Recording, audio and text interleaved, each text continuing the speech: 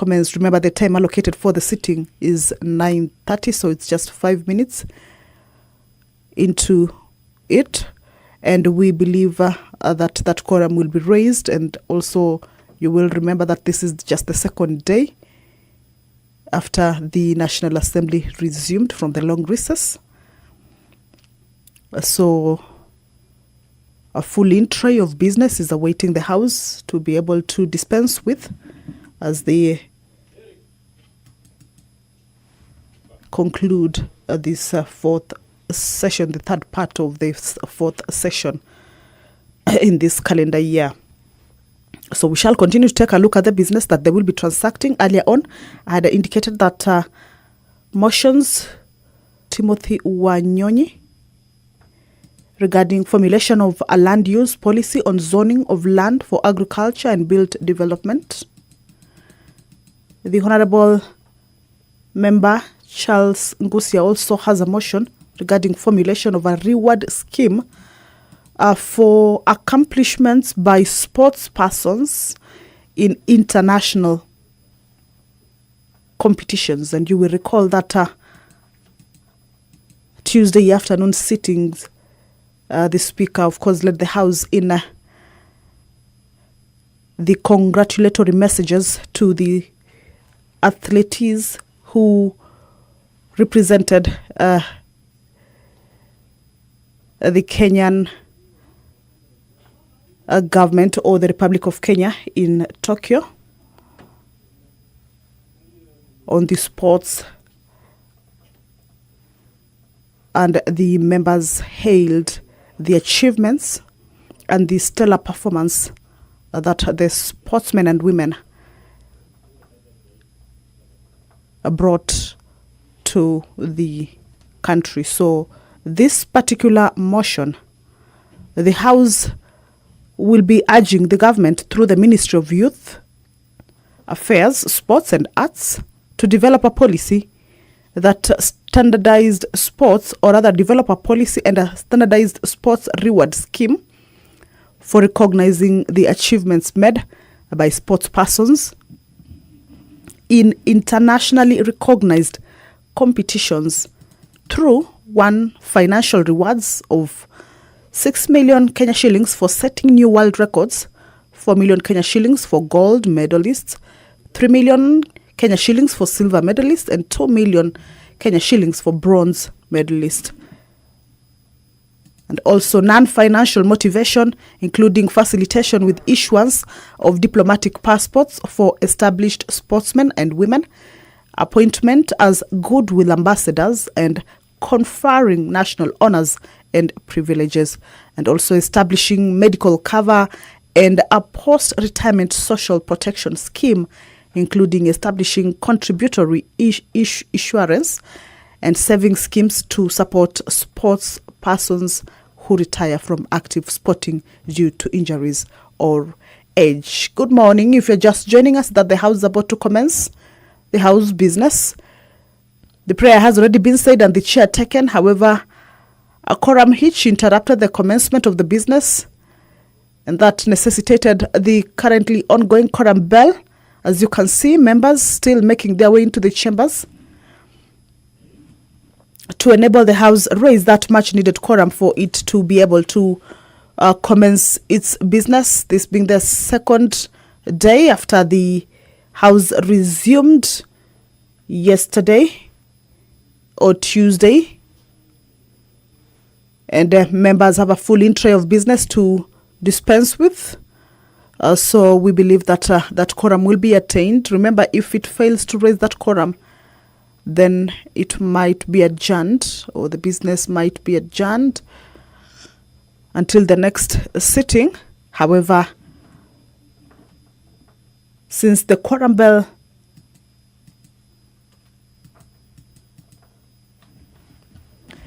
we have seen at least more members making their way into the chambers, and we believe that that number is about to be raised.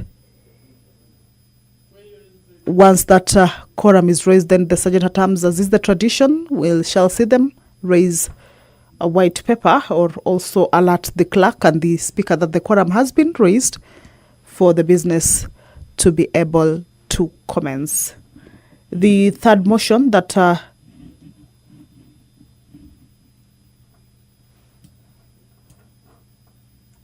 the members are set to consider this morning is a motion moved by the Honorable Abdi Shurie regarding allocation of HELB funds to support students enrolled at the Kenya Medical Training College. The motion regarding allocation of HELB funds to support students enrolled at the Kenya Medical Training College, a motion that seeks the House to resolve that the government, through the Ministry of Education, facilitates issuance of HELB loans to students at the Kenya Medical Training College, and if no funds are appropriated for this exercise, approval is hereby granted for the National Treasury to release funds amounting to not less than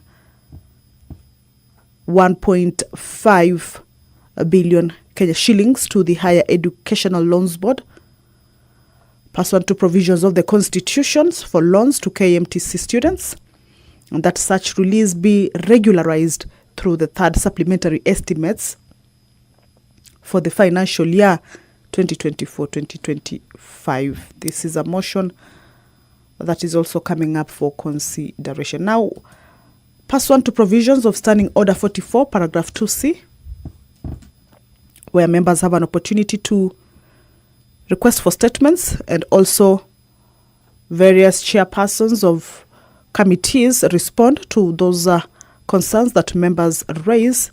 This morning, the Honorable Member for Isiolo, Mina Bonaya, will be requesting for a statement regarding disappearance of Mr. Mukhtar Tache Ali, a statement that will be forwarded to the Departmental Committee on Administration and Internal Security. Now, once these statements are requested, the committees have a chance to go through and inquire on some of the issues that have been raised by the members.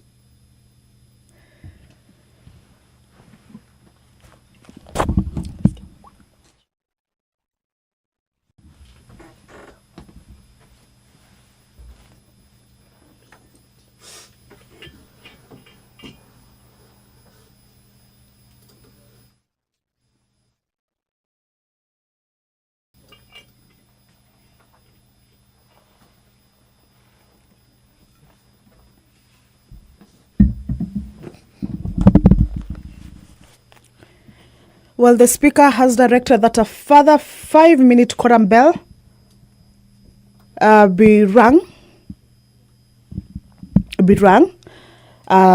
Remember, the first round, that is the 10-minute quorum bell, has lapsed. The House has not yet managed to raise that quorum for it to be able to commence its business. So this is a further 5 minutes to allow more members to join their colleagues and also raise that quorum. But once that quorum is raised, proceed first order.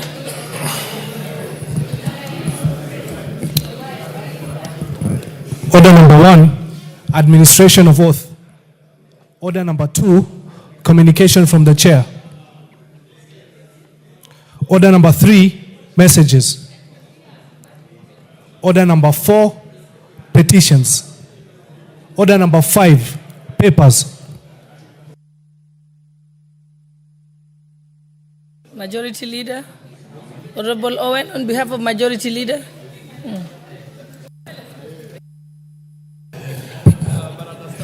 Thank you very much, Honorable Speaker. Honorable Speaker, this morning I beg to lay the following papers on the table of the House today, Wednesday, September 24th, 2025, in this morning's sitting. 1.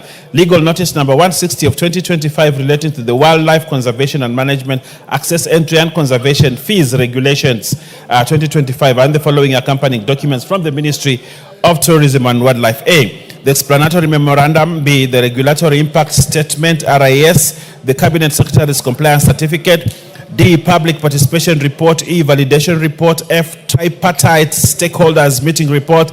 G. Pricing study. And H. Notice of publication and RIS and public participation of the Wildlife Conservation and Management Access, Entry and Conservation Fees Regulations 2025. 2. Legal notice number 142 of 2025 relating to the Public Finance Management Government Press Fund Regulations 2025, the regulatory impact statement, and the explanatory memorandum from the National Treasury and Economic Planning. 3. 56th monetary policy statement for June 2025 from the National Treasury and Economic Planning. And 4. Reports of the Auditor General and financial statements for the year ended 30th June 2025 and the certificates therein in respect of 1. Africa Center for Excellence ICEII in Phytochemical, Textile and Renewable Energy Project IDA credit number 5798 KE, Moi University. 2. Ethics and Anti-Corruption Commission. And 3. Ethics and Anti-Corruption Commission Staff House Mortgage and Car Loan Scheme. I thank you, Honorable Speaker, and I beg to lay.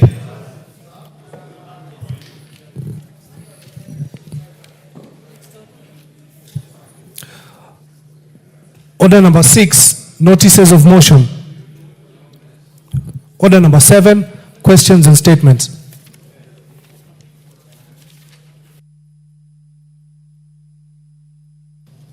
It's request for statement by the Honorable Member for Isiolo, Honorable Bonaya. Are you ready? Yeah. Okay. Thank you, Madam Speaker. Honorable Speaker, pursuant to Standing Order 44-2C, I rise to request for a statement from the Chairperson of the Departmental Committee on Administration and Internal Security regarding the disappearance of Mr. Mukhtar Tache Ali. Honorable Speaker, Mr. Mukhtar Tache Ali of ID number 2591-7271 was reportedly abducted together with 3 other individuals near 19 Coins Hotel on Friday, 6th July 2024 under unclear circumstances. The incident was reported at Isiolo Police Station on the same day under occurrence book number 44/06/07/2024.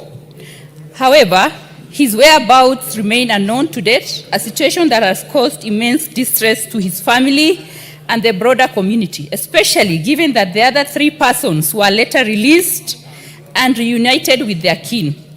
The inordinate delay by the security agencies to trace Mr. Mukhtar and reunite him with his family or charge him in a court of law in case of any offense committed raises concerns about his safety. Honorable Speaker, it is against this backdrop that I request for a statement from the Chairperson of the Departmental Committee on Administration and Internal Security on the following. 1. A comprehensive report on the circumstances leading to the disappearance of Mr. Mukhtar Tache Ali and efforts made to establish his whereabouts and ensure his safe reunion with his family. And 2, the measures being taken to address the increasing cases of abductions and enforced disappearances in the country, and to ensure accountability for individuals or entities found culpable. I thank you, Honorable Speaker.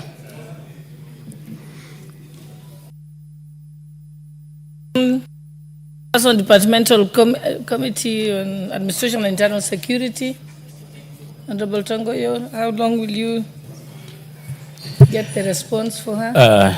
Thank you, Madam Speaker. I will ask that get 2 weeks to respond, but considering the sensitivity of the matter, considering there's a Kenya who is missing, allow me to do an interim response next week, Thursday. Okay. Yeah, as we wait for a comprehensive response in 2 weeks' time. Okay. Yes, what's your point of order? Madam Chair, we don't trust the Honorable Tongoyo, the Chair of Administration. Because, Madam Chair, the last time before we went for a recess, I also asked a similar statement in this House, and it is unanswered, Honorable Chair, about also a missing person by the name Bethuel Chesir, who was also abducted around that time of July 7. And by then, the Honorable Chair Tongoyo promised to give an interim statement within 2 days. I remember it was on Tuesday. And now it's almost 2 months. So how can we trust Tongoyo to give a satisfactory answer to the Honorable Women for Isholo when he has not even responded my statement, Honorable Chair, Speaker. Do you have anything to say, Honorable Tongoyo? Honorable Speaker, I think the member actually said this not in good faith. We're all in this house, and we know, of course, as per our standing orders, how the statements are processed. A member asked, the chairman, of course, has to relate the same to the ministry, and then until the ministry definitely relying on the officers on the ground can only able to give a response once the officers on the ground give the response too. And Madam Speaker, as much as we really understand the sensitivity of such issues, especially touching on the life of Kenyans who for some reason go missing or abducted, allegedly abducted. Honorable Tongoyo, I think you can just give assurance to Honorable Kangogo that there, you're going to follow Madam it up. Speaker, I just But want don't to give... don't make an explanation on behalf of the ministry. You're not holding brief No, for I'm them. just saying that we know that at times investigations are complex. Yes. You may not expressively able to give extreme timeline, but I want just to assure the member that I will do anything possible to follow up with the ministry to make sure that the response is processed and given to this house. Okay. Yeah. I think that's the assurance he needed. Honorable members, before we proceed, allow me to recognize the following schools who are seated in the public gallery. Christ the King Secondary School from Tarbo constituency, Wasingishu County. And then Maxwell Preparatory School, Secondary School from Dagoretti North constituency, Nairobi County. And lastly, we have Cardinal Otunga High School from Kitutu Churches South constituency, Kisii County. And on behalf of the entire House, I would like to give the opportunity to Honorable Janet Sitiene, member for Tarbo, to welcome them on our behalf. Thank you, Honorable Speaker, for giving me this opportunity to recognize the three schools that are seated at the gallery. My school is Christ the King Sambut from Tarbo constituency, and also Maxwell and Cardinal Otunga. We want to welcome you to this house. This is Parliament, this is where we legislate, and we want to encourage you to work very hard in school so that you can excel. This house has different professions. We have doctors, we have teachers, we have lawyers, we have auditors, we have all sorts of professions in this house. So we encourage you that as you work hard, you may desire to come to this house another time. So we want to wish you very well at this time when you are going to exams, that we want to wish all the schools very well in your forthcoming exams, that you may excel and move on to the next level. And may God bless you. Thank you very much, Honorable Speaker, for giving me that opportunity.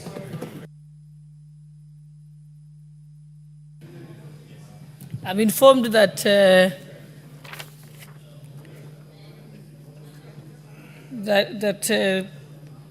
yes, who was it? Oh yes, you're the one who was from who went to school in Cardinal Otunga. I'll give you a chance to say something before we proceed.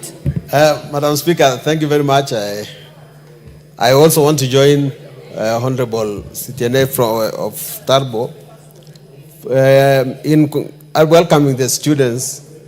And in particular, I've learned that there is Cardinal Otunga High School here. Then that was the school to which I went.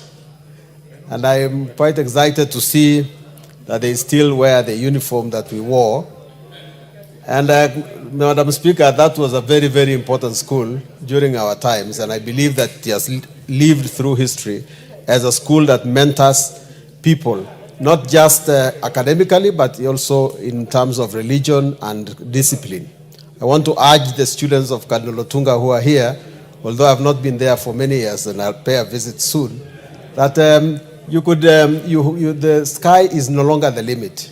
Please observe what goes on here.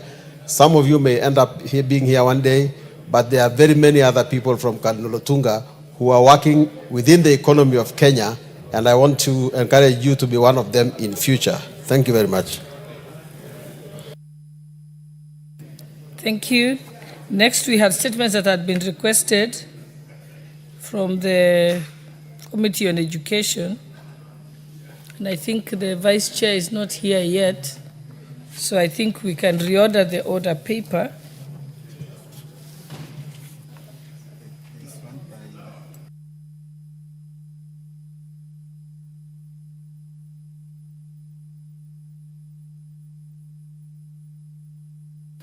I think there's one that's being requested that was being responded to by Administration and Internal Security. Is Honorable Tongoyo? I had seen him. It was requested by Honorable Mumina Bonaya. Is Honorable Tongoyo here? Maybe we can proceed to that one while we wait for the Vice Chair of Education. Yes, what was your point of order, Honorable Kisairo? What was your point of order? I heard you say point of order. Yes, but if they are still responding, I would allow them to respond, and then I bring my point of order. Thank you. She's almost.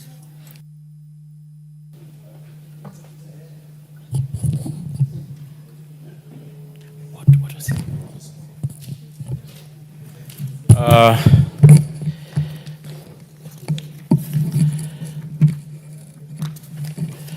This is Isiolo County.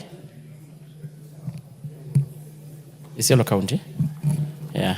Madam Speaker, in response to the statement being sought by the Member of Parliament, member of Isiolo County, Mumia Bonaya, regarding the disappearance of Mr. Abdullahi Bonza Abdi, I want to state that maybe before that, Madam Speaker, in particular, the member wanted to know the report on the circumstances leading to the disappearance of the said person. 2, whether Mr. Abdullahi Bonzo is being held in police custody, and if not, specific measures being undertaken by the National Police Service and other security agencies to address the increasing cases of abduction and enforced disappearance to ensure accountability for individuals and entities found culpable. I respond as follows, Madam Speaker. On the 10th May 2025, approximately 20:39 hours, a patrol team from Kina Police Station discovered an abducted abandoned motorcycle, registration number KMP Tiger Blue in color, lying beside the Kina Kulamawe Road near Mutliti kwa Girawo Farm. And the officer took it to the Kina Police Station for safe custody, pending identification and verification by its rightful owner. The incident was booked vide OBIN number 10-10-05-2025 as an unclaimed motorcycle. On the 12th of May, at about 12:20 hours, Mrs. Madina Abdi, accompanied by the clan elder, Mr. Hassan Ibrahim, reported the disappearance of the 50-year-old husband, Mr. Abdullahi Bonzo Abdi, at Kina Police Station. She stated that the victim was last seen on the 9th May at approximately 08 hours when he left for the Kuku, Manyata area while riding a motorcycle matching the description and the registration number of the one found, abandoned by the officers on patrol. Mrs. Madina further reported that all attempts to contact her husband were futile as his mobile phone had been switched off. Investigation commenced and statements were recorded from key individuals, including Hassan Ndege, who stated that he was with Mr. Abdullahi Bonzo on the 9th at around 8:30 hours. He confirmed that Mr. Abdullahi Bonzo had picked him from his residence in Kina so they could travel to the Kulumawe, where the victim, a known herbalist, had been requested to attend to Fatuma Guyo's sick child. They returned to the Kina at approximately 20:30 hours and subsequently parted ways. Further insight was provided by Abdullahi Bonoya, a resident of the Kulamawe, who on the 13th May, while Gabatula Township received a call from the relative informing him of the Abdullahi Bonzo's disappearance, accompanied by the 3 other family members. Mr. Abdurrahman visited the Kina Police Station to follow up on the matter. They positively identified the motorcycle as belonging to their missing relative. The group proceeded to the Kubisera, where the motorcycle has been recovered by the officers. And according to the information gathered from the resident of the Kubisera farm, on the night of the 10th May, at approximately 21:30 hours, 2 Probox vehicles were reportedly seen pursuing a motorcycle along the Kina-Busira road, but none of the residents ventured outside until the following morning when they discovered the motorcycle. A missing person signal was subsequently circulated via reference number SECP OL 2/1/18 volume 12 dated 13th May to support the ongoing investigation and facilitate and coordinate search. The search remained under active investigation with no breakthrough made so far. That is by the time of the signing of the question, this statement. On the second question, Honorable Chair, the National Police Service confirmed that Mr. Abdullahi Bonzo is not being held in any police station or custody across the country. Once his whereabouts are established, his family will be informed without delay. The National Police Service remains firmly committed to upholding the Constitution of Kenya and safeguarding the fundamental right and freedom of all citizens. The service reviews claim of enforced disappearance, which is not sanctioned operation of the state. Such acts are criminal in nature and perpetrated by individuals or organized criminal elements acting outside the law. To mitigate and respond to the instance of abduction and enhance public safety, the government has instituted the following proactive measures. A dedicated anti-abduction squad domiciled at the DCI headquarters was formed to swiftly address reported abduction cases. And I think that is very important to note, Madam Speaker. The police will conduct investigation to all reported cases, ensuring prompt arraignment in court of law of those found culpable to deter future criminal activities.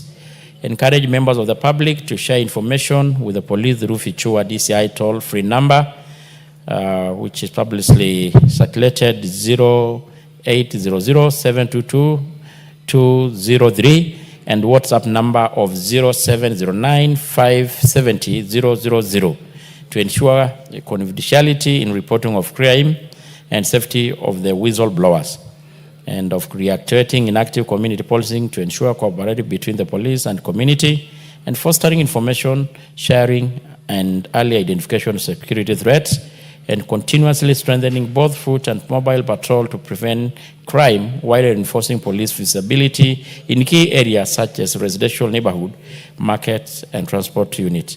Signed by the CS Interior, CS Cabinet Secretary for Interior, National Administration, Honorable Kipchumba Murkomen. I submit, Madam Speaker. Thank you, Honorable Mumina. Do you want to respond? Do you have anything to add? Thank you, Honorable Speaker. Honorable Speaker, while I appreciate the response that has been given, I must state my dissatisfaction as it does not fully address the specific concerns raised. Honorable Speaker, Constitution under Article 153(3) expressly requires Cabinet Secretaries to provide Parliament with full and satisfactory explanation on matters within their mandate. Likewise, Standing Order 44(2)(c) demands that statements sought by members be factual, clear, and comprehensive. Honorable Speaker, the response before us falls short of these requirements, and in the interest of accountability to the House and to the people we represent, I urge that responsible ministry or agency be directed to furnish a more adequate reply. Honorable Speaker, on these matters specifically, because this is not the only abduction case I've reported here, asking for a statement, I think this morning I had another one, of which I know very well the answers will be the same. Next time the chair will be standing there to respond, he will still tell us that the government has no idea where these people are. So, Chair, for this case of Abdullahi Bonso, I'm sad to report to you that because of the depression that the family is undergoing, he recently lost a brother affected by this matter. As I stand here, the mother is sickly due to the depression that has been caused by this case. This Abdullahi Bonso is a husband of three women, father of over 13 children. He was the sole breadwinner. You can imagine the trauma. You can imagine the trouble the family is undergoing. And I want to say here, from the experience we've had in the past with the abduction cases, there's no case the government is not aware. They are fully involved, they are fully aware, and I honestly request the chair to give us factual, clear, and responsible answer on these cases of abduction. You can't always stand here and tell us you have no idea where these people are. Kindly, we are representing people who are expecting factual answers from us, and government should respond to that. Thank you, Honorable Speaker. Yes, Honorable Owen, your point of order. Thank you, Honorable Speaker. Honorable Speaker, I appreciate the response coming from the Honorable Member of Parliament.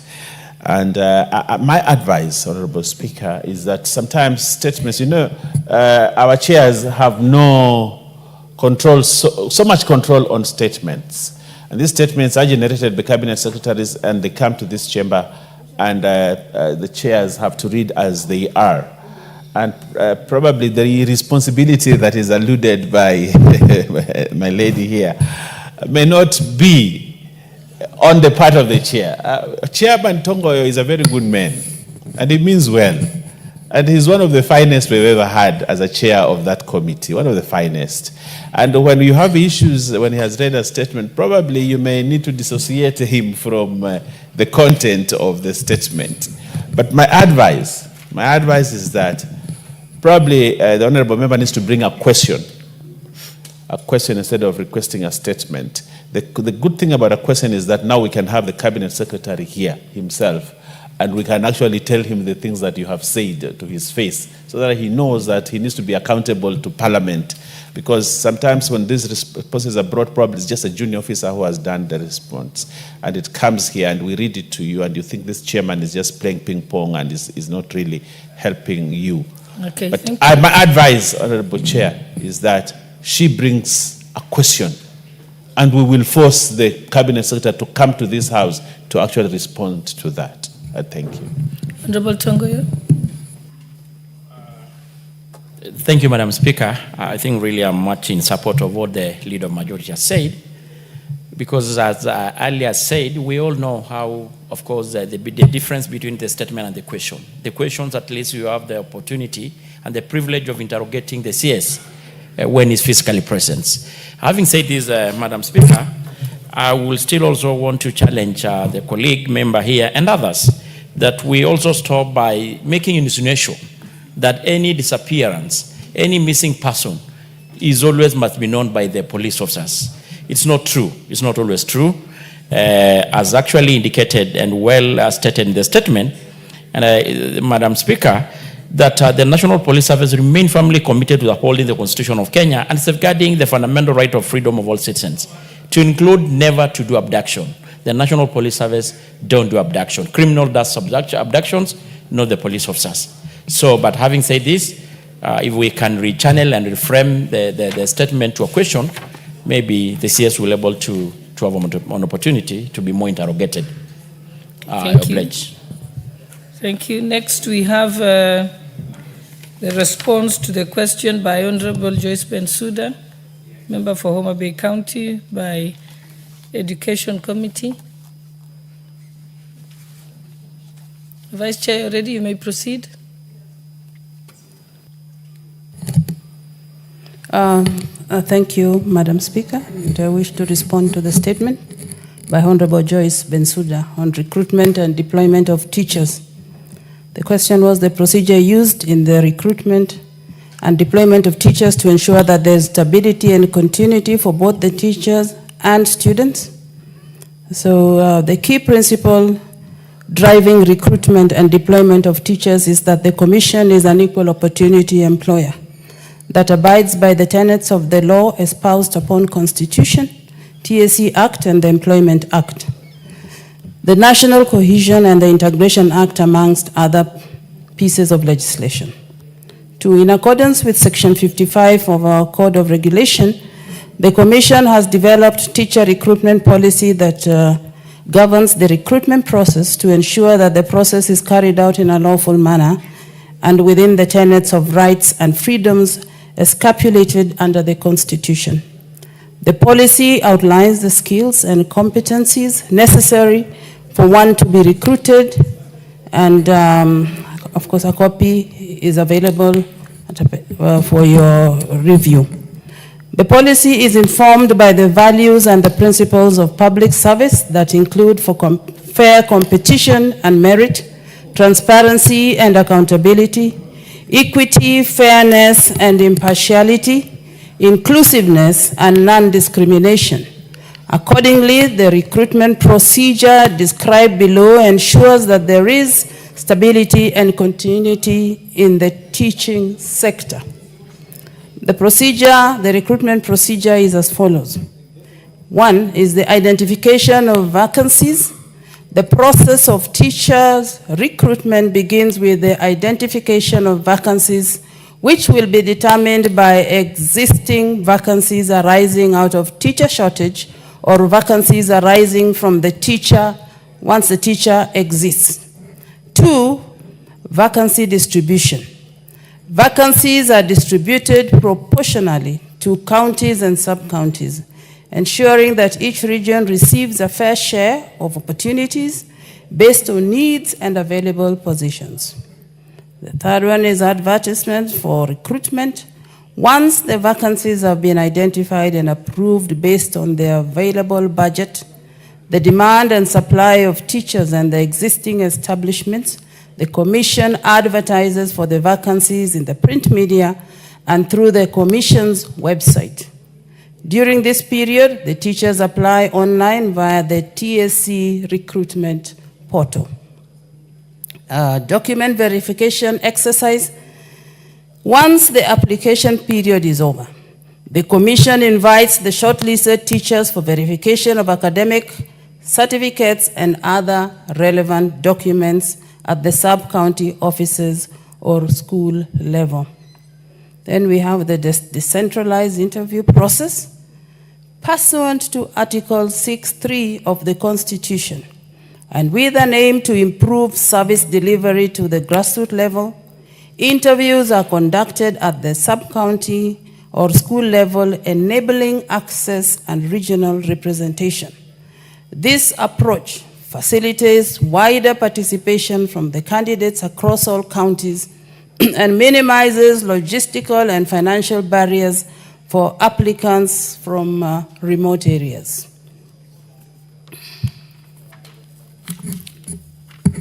Then we have standardized scoring criteria.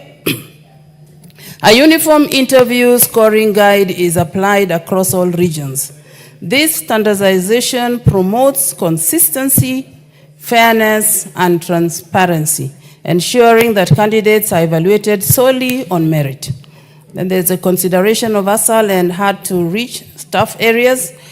To ensure that schools in ASAL and hard-to-staff areas are well-staffed with teachers, where an advertisement does not attract applicants due to lack of subject combination, consideration is given to the next available applicant. Then on gender parity and inclusion of social groups, teachers' recruitment deliberately take into account gender balance, persons with disability, and the inclusion of marginalized groups. For instance, a total of 5% of all advertised vacancies are reserved for persons with disability, and with an aim to foster regional balance and promote retention. The committee prioritizes the recruitment and deployment of teachers within their home counties during recruitment. The second question was requesting for a report on recruitment criteria of teachers based on school demographics, indicating whether the student population and school needs are a consideration. And I respond, the Commission has adopted a data-driven and equitable demand-driven formula to to distribute vacancies across the country based on the subject area or class shortages against the school population. This method considers both student population and school needs as follows. 1. Recruitment is often tailored to address shortages in specific subjects such as STEM, arts, technical, and special needs education. In primary schools, recruitment vacancies is determined on the total number of classes plus one teacher per school. 3, in secondary and junior school, staffing of the schools is based on the curriculum-based establishment, where the total number of teachers needed per school is based on the total number of learners, that is classes, against the required teachers per subject, that is per class. Honorable Vice Chair. Yes. I think you finished with the question of Honorable Bensouda. No, there were 3. No. There's the third one. No, Honorable Bensouda's request for a statement was only on recruitment and deployment of teachers in schools across the country. There's one on measures in place to ensure that teachers are absorbed while in their prime age in order to maximize on their long-term teacher expertise. Was that by you? Yes, by Bensouda. Was it by Honorable Bensouda? Okay, because we are not going to cover the others of Honorable Oundo and Honorable El Mengit because they're not present. So I'm just doing the last one for Bensouda. Okay, thank you. On that question, as discussed above, the Commission recruits registered teachers in accordance with the recruitment guidelines issued from available vacancies are advertised based on the demand for and supply of teachers as per the existing establishment and budgetary provisions.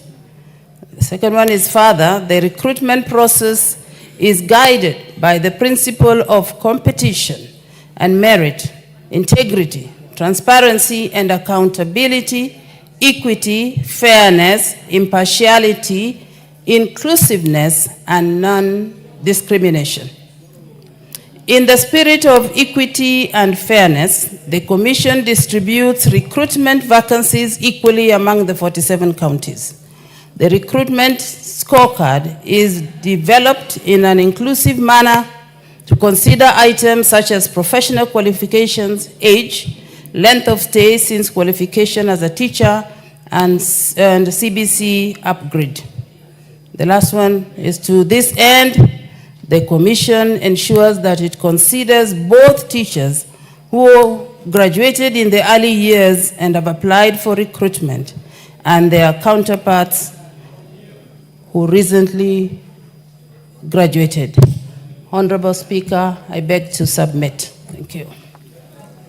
Thank you. Honorable Bensouda, would you like to respond to that?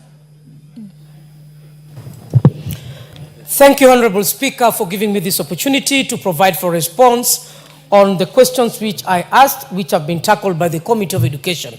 Honorable Speaker, allow me to submit my apologies for yesterday not having been in Parliament at the time that I was called because I went to attend an urgent matter, and I thought the matter was coming way far beyond that time. However, Honorable Speaker, I went through the response given by the Education Committee on my concerns regarding the recruitment of teachers, the policies existing, and ensuring that the teachers who are employed, they are employed at an age bracket that they are energetic enough to deliver the services that is expected by them. Honorable Speaker, I would like to note that a lot of theoretical framework which are relevant do exist. My worry is the practical implementation on what is theoretically documented by the Ministry of Education and the Teachers Service Commission. Honorable Speaker, I say that because practically when you do any impromptu visit into our schools, whether rural, secondary, JSS and the like, we have serious shortage of the time of recruitment and the time that the schools lastly receive teachers in their school. Honorable Speaker, it is also a fact that there are some teachers delivering under BOG who have served in those institutions for more than 10 years. Honorable Speaker, the issue of gender balance on recruitment issues also, Lord, I want to say that in some cases it has been taken care of. The smart theoretical framework that we have, Honorable Speaker, if it is really followed, I think we'll be having mitigating measures on how teachers are recruited. I was informed by the age limit. I know of a teacher who comes from Karachuonyo, is almost retiring. It is a concern that has been in this house, the age limit that the teachers are recruited.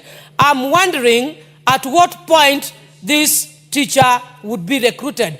Having made several attempts, Honorable Speaker, to appear for interviews, makes application and the like. On that regard, Honorable Speaker, I would want to submit that I was fully not satisfied with how they have demystified the policy guideline on how recruitment reports are done and balancing. This informs even the proximity of schools between one school to the other, informs also lack of care of the population of the students vis-a-vis the ratio of teachers who are supposed to serve them.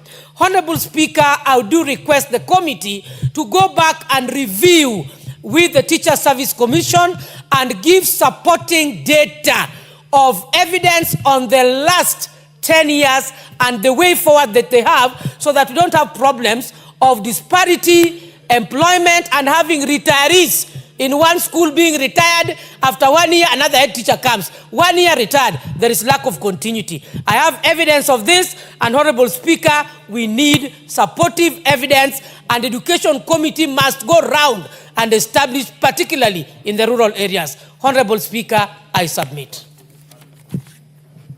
Thank you. Before we proceed, allow me to recognize the presence of students who are seated in the Speaker's Gallery from the Kenya Medical Training College Karuri campus, from Kiambaa constituency, Kiambu County. On behalf of the substantive Speaker and the rest of the House, we welcome you to the presence of Parliament. Thank you.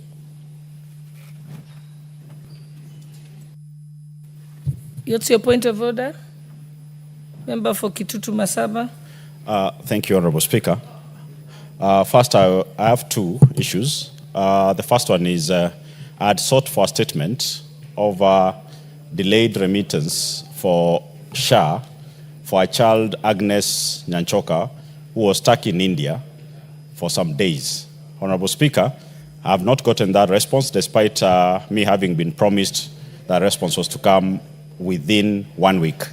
This has led that the family had to go Honorable looking Member, for loans. why don't we, I thought you were following up on the question of on the statement of Honorable Bensouda.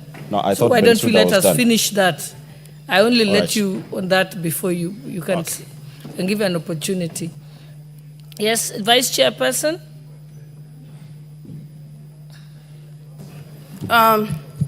Thank you, Madam Speaker. We have noted the concerns of Bensouda on the shortcomings on the response. But for her comfort, I wish to report here that the Education Committee has already requested for the data of all these schools, one, on all the teachers who are over 45 years. We want to see how many they are so that we can commit a budget in the next budget cycle, if it is possible. Two, TSC has also accepted, because we have discussed this matter, and anybody who is even 59 can be recruited.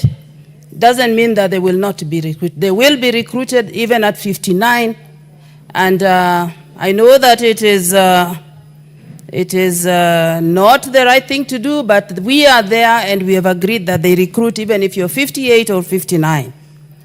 For the rest of the data that you have requested, we have noted, and in the next meeting we should be able to communicate and bring you back to the committee for discussion. Thank you. I think, Vice Chairperson, the concern that seems to come out clearly is that the cutoff recruitment age is 45. Many of them have approached 45. There is also the concern that there are people who graduated 2 years ago and have been recruited, and somebody who got their TSC number 15 years ago has not been recruited. I think that isn't that clear, Honorable Bensouda? So I think it's better that a specific question is asked on that particular issue. Okay, thank you. Chair, Speaker. Yes, Honorable Nyenze.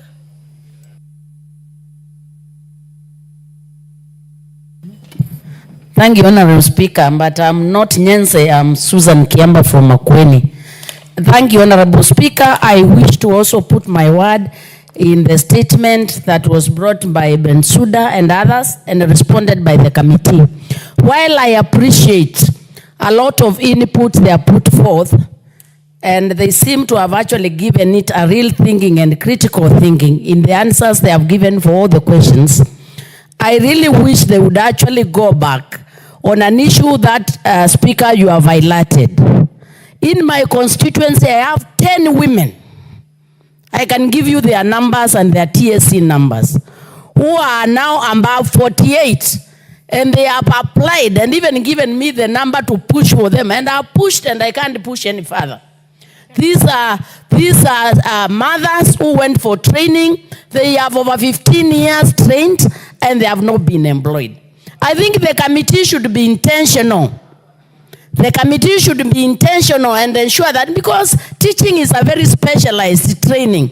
And when somebody misses the employment, it means that training goes to the West and this country actually loses on that particular person. I would urge the committee in collaboration with the TSC to be very clear. There is no need for a teacher to retire before he or she has worked. I think it's unfair to this country because that is an investment that this country has made on that particular individual. And I think it is very evident. You don't even need to go far. There are people who have graduated 2 years, 1 year, and they are already employed. That disparity is actually worrying. Secondly, Honorable Speaker, even when you look at regions, you realize some regions have a lot of teachers, while other regions do not have teachers. I think we need an analysis, Honorable Chair of the committee. We need analysis to show us where is the gap, so that when employment opportunities come, we can have affirmative action. There is no need of already sharing the newly recruited teachers as if in every country we are at the same level. We are not at the same level. I think this is a reality that the committee should take in consideration. It's important that we base the employment and distribution on already existing gaps. There are some schools where you find that in a primary school, the BOM, the PTA are paying for 4 teachers. They have only 2 or 3 employed by the TSC. That is completely unfair because, Honorable Speaker, these are also taxpayers of this particular country, and that's actually hidden marginalization. I think the committee needs to give us clear data based on every constituency to see actually where the disparity is, so that when we employ, we also have intentionally addressed the inequalities. Honorable Speaker, I looked at the marking scheme of the interviews. And I know that it is demand-driven, but if you look at the bias towards science subject, the social teachers are completely marginalized because that scheme already gives the other sectors 40 marks ahead of anybody. If you are given 40 marks ahead of the other people, of course you will actually fail. And unless as a government we develop a strategy of where else we are observing the social science teachers, then I think it's unfair to look like it is not our responsibility in this particular country to take care of the trained teachers. If the teachers cannot actually fit in school, then we should create other avenues where the teachers should be employed, and especially those who have done social sciences. 40 marks ahead is completely throwing them out of the market. And I think it's not fair for any country to do that because all those are our people. Honorable Speaker, I think also another thing to check is the issue of the promotion with the teachers. I think this is also having a very big gap. You realize, like in most areas, people are qualified, but they never get promoted. While in other areas, you get the people promoted. I I think we need to have a resemblance of equity in this particular country. Because I don't think in this country we have areas where people have not been educated. The issue of saying this area do not have people educated is a thing of the past. Even in Turkana now we have enough teachers to employ. I think it's important that the spirit of equality, equity actually prevails in the sector of education. Otherwise, thank you, Honorable Speaker, for giving me the opportunity. And this is a sector we cannot ignore, Honorable Speaker. It is what we wake up every day. Every day we wake up on issues and education. And I hope the committee gives it the necessary focus. Thank you, Honorable Speaker. Thank you, Honorable Zamzam. Member for Mombasa.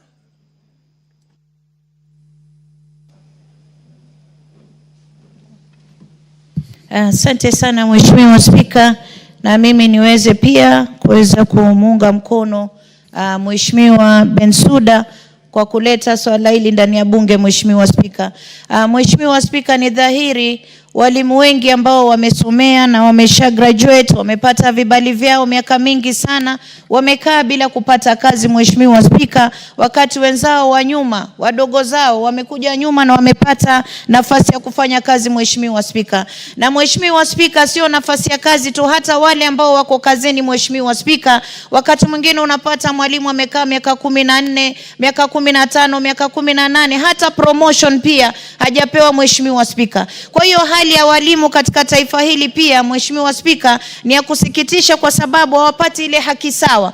Na ikiwa itatokea hata masala ya promotion, Mheshimiwa Spika, waangalie wale ambao wamefanya kazi yao vizuri na wamekaa muda mrefu, waweze pia wao kupewa promotion. Kama kuna mwalimu ambaye sasa ni deputy principal wa pale Shanzu Teachers College, amekaa miaka 15, Mheshimiwa Spika, yuko katika ile nafasi, wakati wenzake wanapewa promotion, yeye ameachwa pale na anafanya kazi nzuri. Mheshimiwa Spika, kwa hiyo Mheshimiwa Spika, mimi nataka kusema hizi nafasi za kazi zikitokea, ziwe zinaangaliwa wale ambao waliweza kugraduate mapema, kwa sababu mtu, hata kama nimesikia Mheshimiwa katika kamati hii ya ambayo inashughulika na mambo ya walimu ya education, anasema kuwa hata wakiwa miaka 56 ama 59 watapewa kazi. Tusiweze kusisitiza mambo kama hayo, tuweze kutoa msukumo kuwa wakati bado wako katika ile hali yao ambayo ni active, waweze kupewa hizi nafasi za kazi na wao wapate matunda ya kuona kuwa masomo yao hayakuenda bure. Mheshimiwa Spika, na Mheshimiwa Spika, imekuwa ada katika taifa hili, na mimi niweze kusema hata kuna watu ambao wamepewa position katika sekta tofauti ambao pengine walikuwa ni political rejects na mambo kama haya, na kuna watu ambao ni professionals ambao wangeweza kupewa nafasi hizi wakafanya kazi nzuri. Sasa unapata wale ambao walianguka pengine kiti cha siasa, ameenda amewekwa sehemu, badala ya kufanya kazi vizuri, anakuwa sasa yeye ndo anaweka tumbo lake mbele, kwa sababu hata ile nafasi amepewa pengine si professional katika nafasi hiyo. Mheshimiwa Spika, kwa hiyo Mheshimiwa Spika, mimi nasema ikiwa Kenya tunataka kuipeleka mbele sawa, tuwapatie wale ambao ni professionals katika sekta tofauti waweze kuongoza, ndio waweze kusaidia rais hata kupeleka Kenya mbele. Lakini kwa walimu nasisitiza, walimu wapewe nafasi sawa. Ikiwa nafasi zinatokea, wale walio graduate mapema wapewe hizo nafasi mapema, wale ambao wanafuatia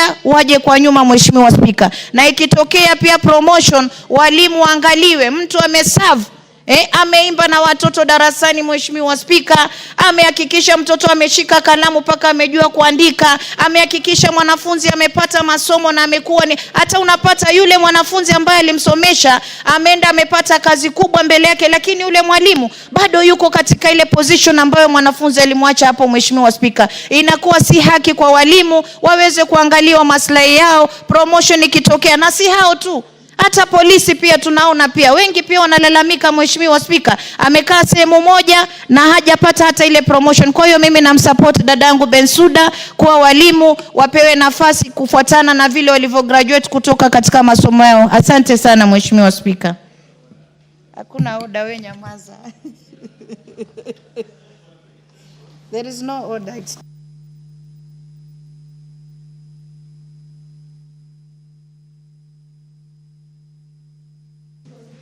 Thank you. That's a very interesting speech from the Honorable Zamzam. Yes, I want to come to my point of order. Honorable Speaker, you see, I want to say that there are no political rejects. And people who lose seats in Parliament are also professionals.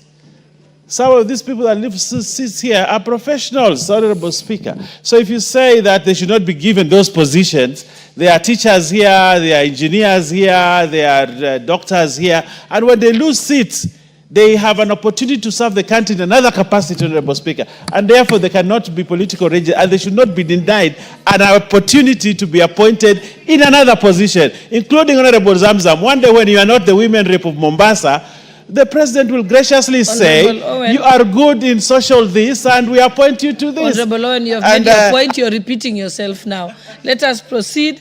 Honorable Kibet Kimingoy, are you speaking on the same topic? Are you speaking on the same topic? No.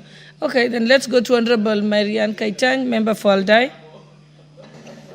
Thank you, Honorable Speaker. I stand to support the statement by Honorable Bensouda on the teacher disparity.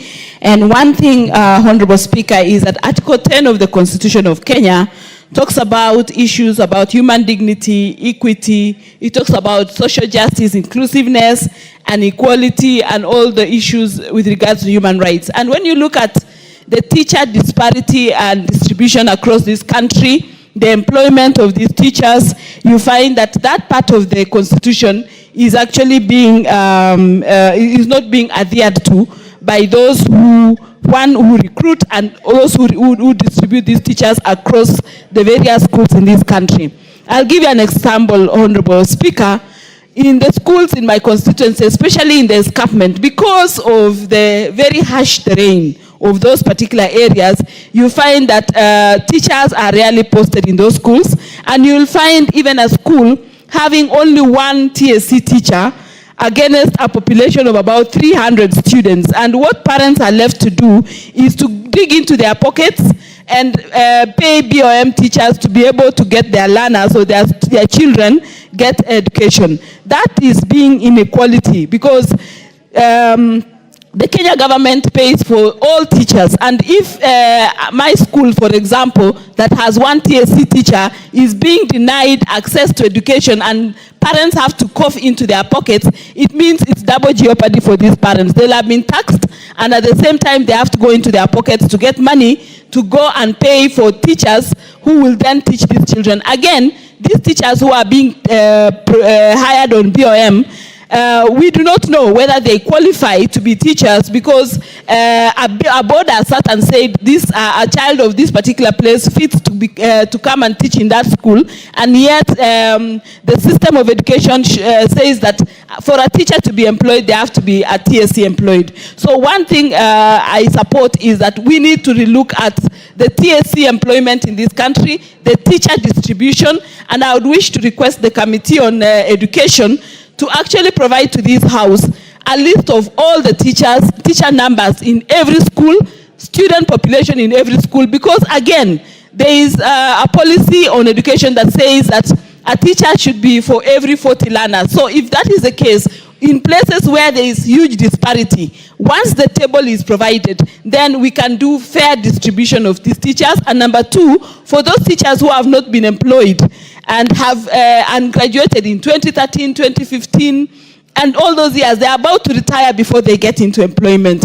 If that can also be considered, so that if there is any gap that needs to be filled, then those teachers who graduated much earlier be considered, so that they can be able to fill those gaps, and those schools that are in such places like my escarpment are able to get teachers, and the parents then don't have to go into their pockets. So I totally support the motion, the statement that has been brought by Honorable Bensouda, and we wish that the Committee on Education fast tracks this process and be able to give us the data, because if you look at those data and those disparities, we'll find that this part of the Constitution, the Article 10, is actually being, is not being adhered to by the Ministry of Education and TSC more specifically, because when they hire teachers, they are not looking at those kind of disparities. And those disparities have gone to affect even human dignity and all the aspects, because these students will sit one major exam called KPSEA, they'll sit an exam called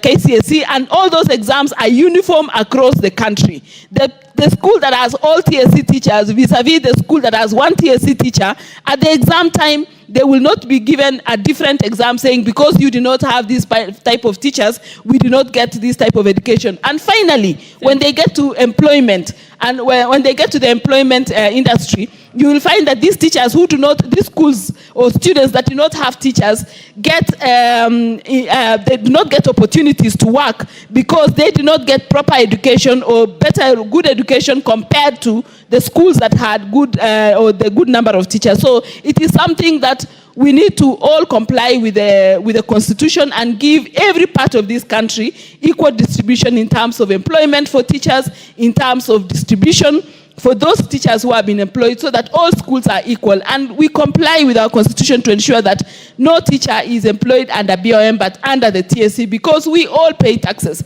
and all these taxes need to go into payment of salaries of these teachers, as opposed to parents going into their pockets to support education. I thank you, Honorable Speaker. Thank you very much. I allowed quite a big amount of time because I know this is a very important matter that touches on every part of the country.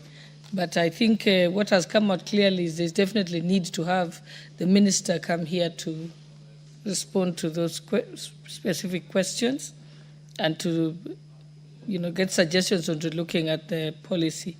So now we'll move to the next.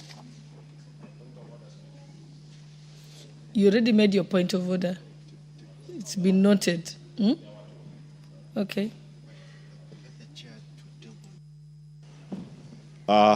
Thank you, Honorable Speaker. Honorable Speaker, I would like to bring to the attention of the House that we've come to the end of quarter one of this financial year. Honorable Speaker, we as members of Parliament will be walking a very tight rope if we do not start speaking now. Honorable Speaker, this Parliament has already passed for gazettement, approved for gazettement, members of CDFCs for various constituencies at a level of 99%. Honorable Speaker, as at today, the NGCDF board is yet to receive the disbursement for Q1 of this financial year. That is equivalent to 19.5 billion. Honorable Speaker, we run a risk of falling onto the trap that is being set. There is a court order that says NGCDF comes to an end 30th June 2026. If by quarter one there is no disbursement, and we know how the government has been disbursing, by quarter two, the board will be in arrears of 39 billion.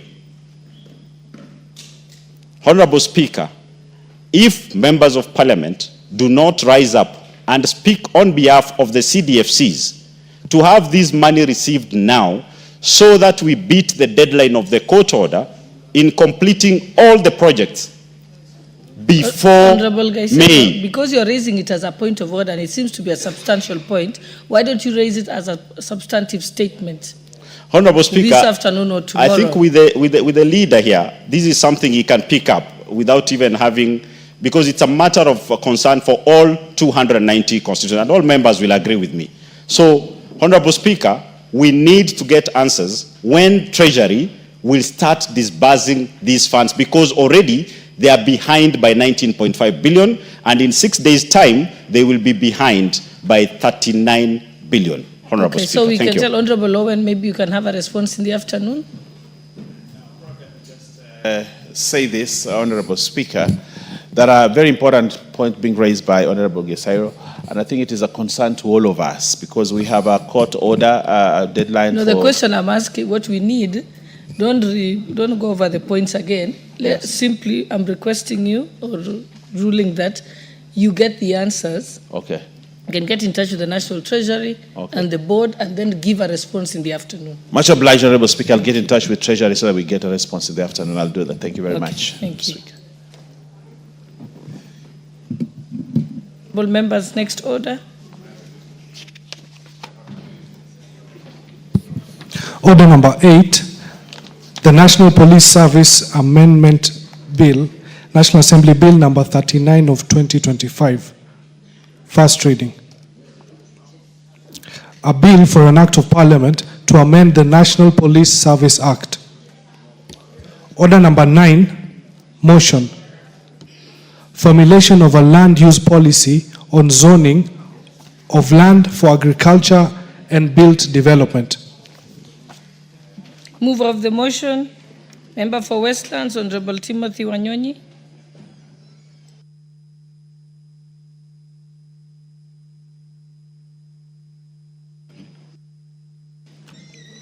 Thank you, Madam Speaker, for giving me this time to move this motion, Madam Speaker. Madam Speaker, I beg to move the following motion, Madam Speaker, that aware that land is a critical but limited factor of protection that supports human habitation and food production. Noting that agriculture is Kenya's main economic mainstay, appreciating that the Central Bank of Kenya, CBK, Monetary Policy Committee Agriculture Sector Survey 2022 estimated the contribution of the agriculture sector to the country's gross domestic product, GDP, to be 22% directly and 27% indirectly through its linkages with other sectors. Further, appreciating that the survey showed that the sector employs over 40% of the Kenya's total population. Concerned that in the Land Reform Volume 3 publication, the Kenya Land Alliance Land estimated that only 17% of the country's land mass is classified as suitable for rain-fed agriculture land, while the remainder is either semi-arid or arid. Further, concerned that the country's agricultural productivity has been decreasing over the years, cognizant of the fact that the decline in agricultural productivity is partly attributable to the shrinking agricultural land use due to unplanned settlements and encroach on agricultural lands. Further, concerned that agricultural lands in rural areas are continually being subdivided into small portions for built development, thereby diminishing the size of the land available for agriculture. Noting that there is need to put in place measures for effective land use in the country in order to guarantee optimal use of agriculture. Now, therefore, this House resolved that the government, through the Ministry of Lands, Public Works, Housing, Urban Development, puts in place a policy framework for effective land use in rural areas by consolidating and designating zones for built development, for commercial and residential developments with shared public utilities, and separate zones for agricultural use, in order to arrest further diminishing of agricultural land and steady the country's agricultural productivity. Madam Speaker, I beg to move. And Madam Speaker, this is informed by the way the country is progressing, Madam Speaker. We can see that areas that were mainly agricultural and most farms around, Madam Speaker, we've seen how they have been uprooting even coffee and other things, Madam Speaker, and then trying to build houses, Madam Speaker, for residential houses.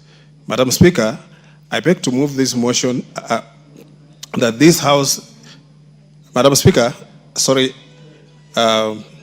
this motion emphasizes the importance of sustainable land use in the environmental conservation as Article 69 of the Constitution of Kenya, which aligns with the objectives of this motion, Madam Speaker. Madam Speaker, I also want to say that lack of clear guidelines in to access land use, the use of land, Madam Speaker, are often recipe to conflict and violence.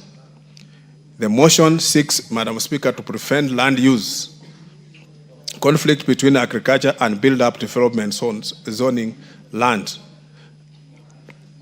So that, Madam Speaker, if this policy is put in place, there will be earmarked that the areas, Madam Speaker, that are designated for agriculture, and they'll never be disturbed, and they'll never be put to any other use other than agricultural use. Madam Speaker, allow me also to observe that there is urgent need to balance economic development with agricultural productivity and environmental sustainability while protecting the country's natural resources and reducing the risk of environmental degradation. Honorable Speaker, this policy stands also to protect agricultural land, thereby increasing productivity while contributing to food security. The land use, Madam Speaker, policy will therefore guarantee the entire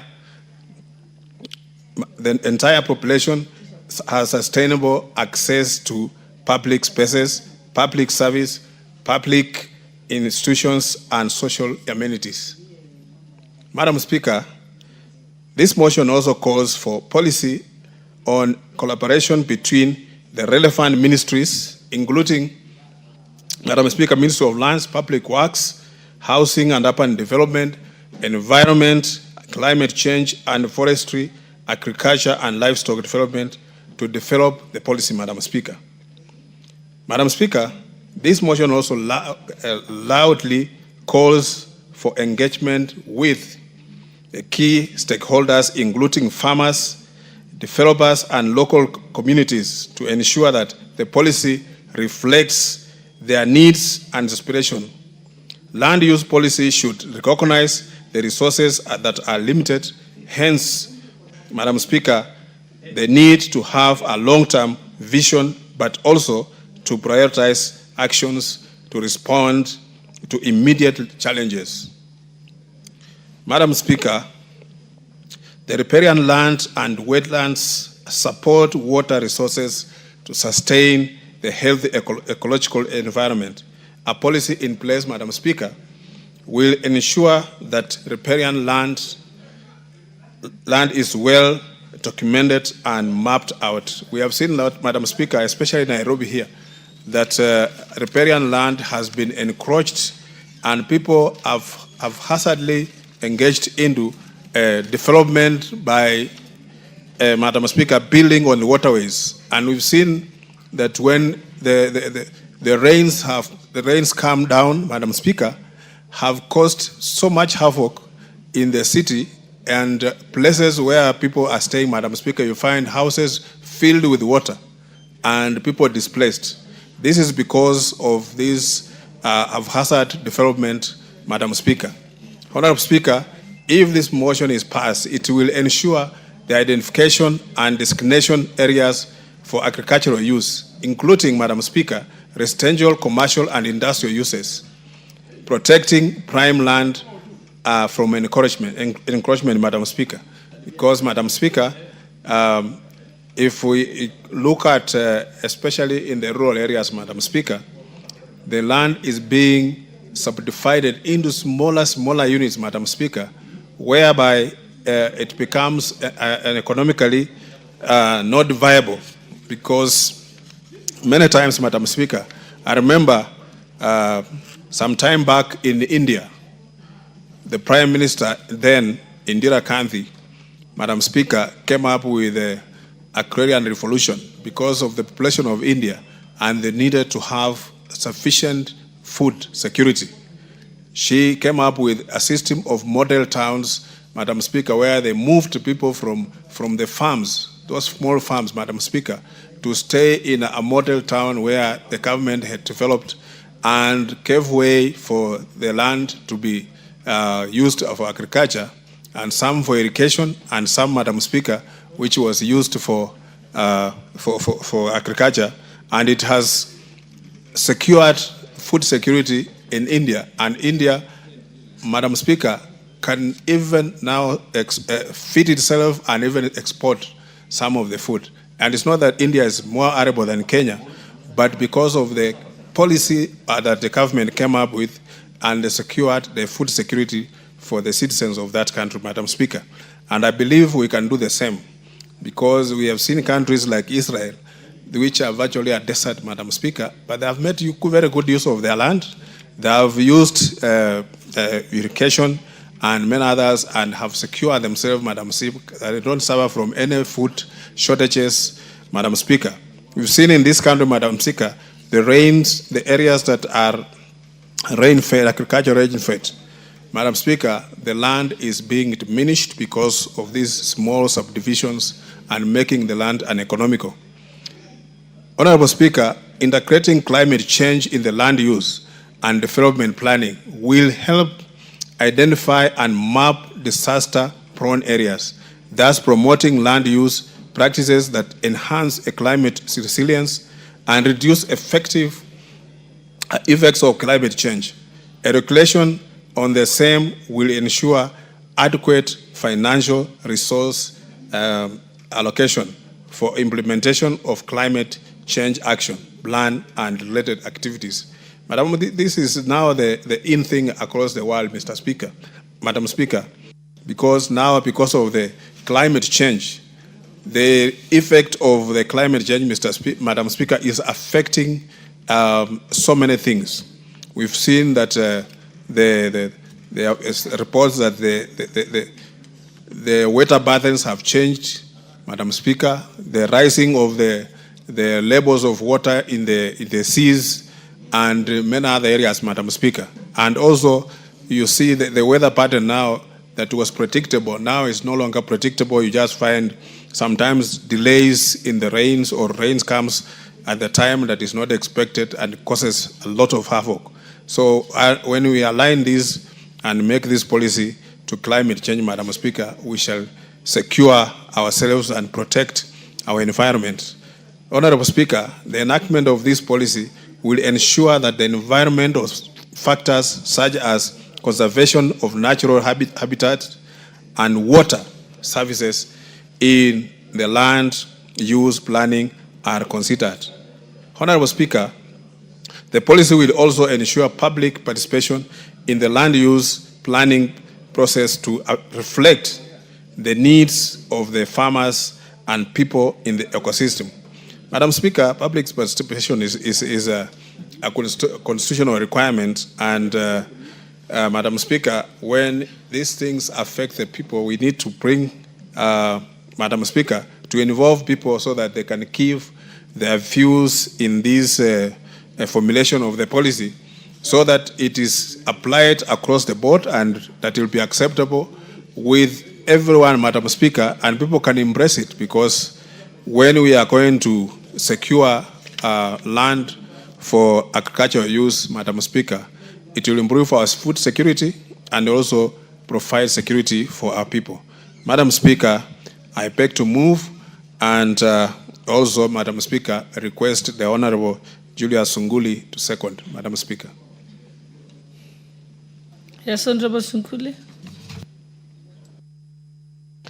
Yeah, Madam Speaker, I am quite glad to second this important motion by our friend Honorable Tim Wanyonyi, because this motion, the purpose of this motion is actually to urge the government to put in place regulations, guidelines, and strategies to ensure the sustainable use of fertile land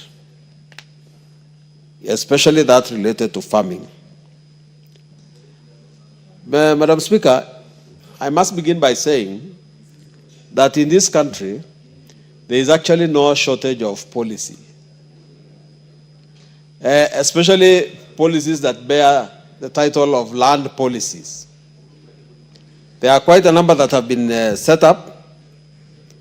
The agricultural policy of 2021, the national land use policy, and many others that I could name. But the specific issue that the honorable member is raising here is about the use of land in Kenya in a manner that is not planned and in a manner that is becoming unsustainable in the long run. Because fertile land is being used as places to build houses. And Madam Speaker, unless that issue is addressed, land is going to diminish, because we are one of those countries in the world where population is on the rise every day. And when population is rising, the demand for human habitat becomes important.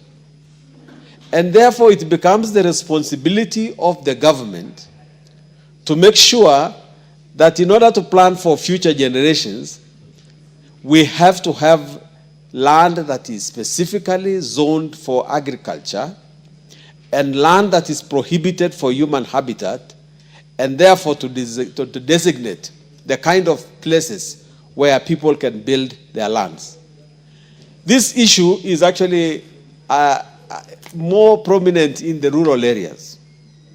And those of us who represent rural constituencies know that places where there just used to be 5 elders now has very many children, and that land has been subdivided, and some of the young people have actually been allocated land very close to the river or quite in the middle of what used to be the farm, and that's where they have put their houses. And because of that, land has become very, very scarce. I come from a place which neighbors the Kisii area, and when we were growing up, an average person there owned about 10 acres. When he got 2 children, the land was divided into 5 acres each. And when those got children, the land was subdivided even further. Because of this, the land has been deteriorating. But what the government needs to do, Mr. Speaker, now, is to ensure that actually, apart from the policy that we set up, we look into the legal framework of our land use. One, there is now the one land law called the Land Act. But the title deed that we have there is one that gives you what you call absolute proprietorship.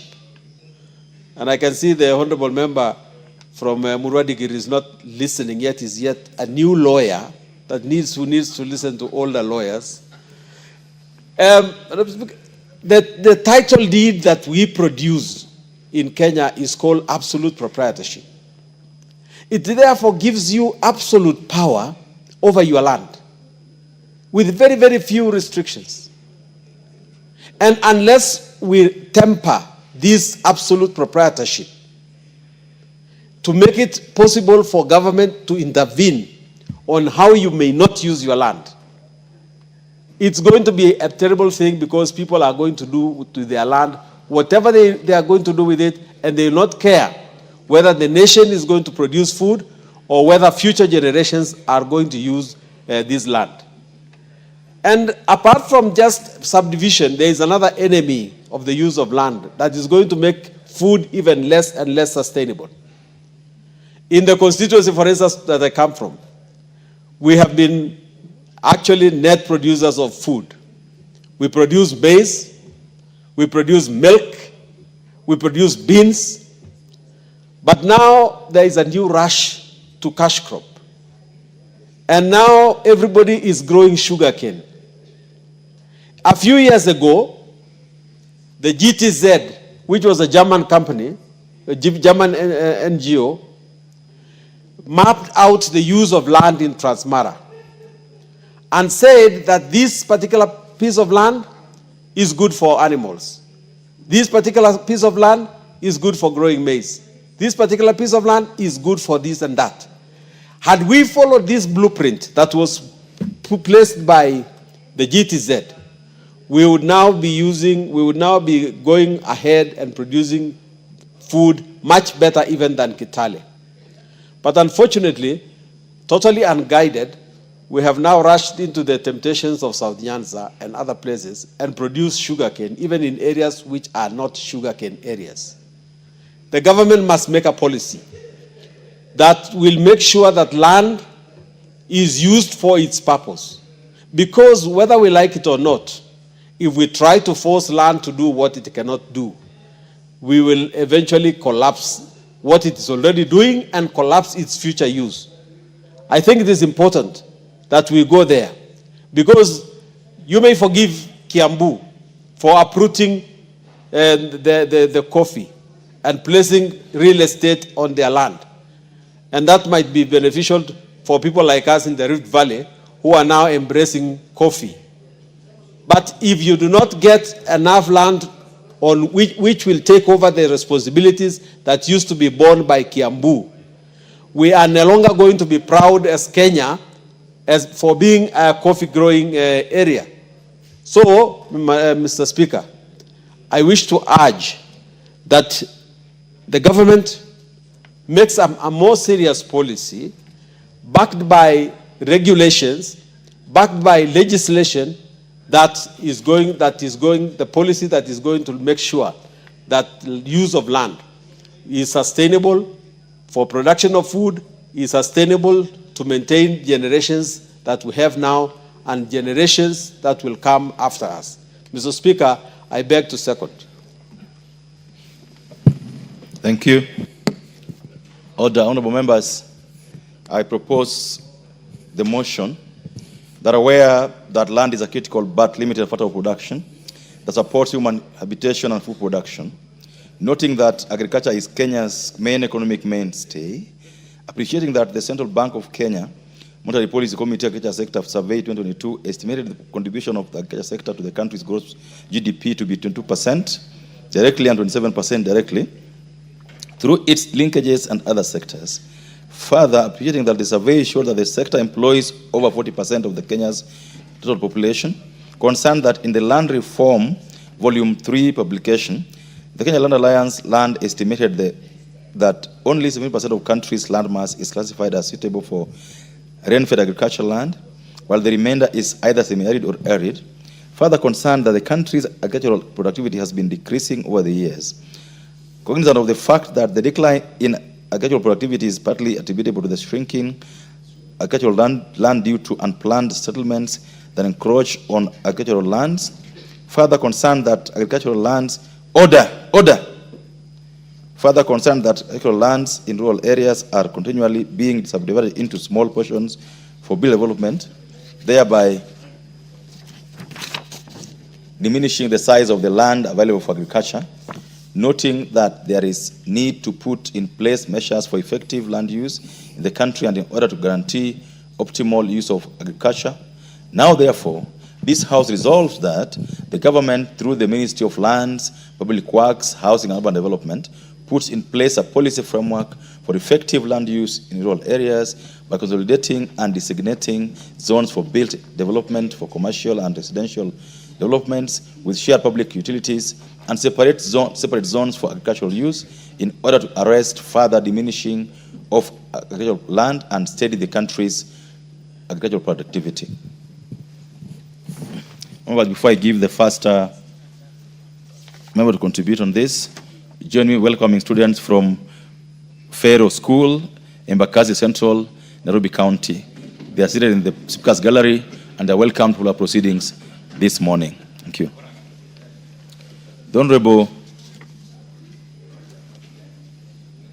The Honorable Zamzam, I can't see Zamzam there.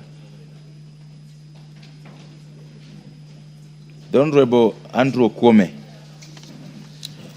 And before you contribute, the Honorable KJ, I can't see your card, so you have to put a card in there if you want to contribute. Honorable Kwome. Thank you, Mr. Speaker. Let me start by saying that land is a very, very important tool of everything within our country. The only unfortunate thing is that it is limited. What we have is what we must use.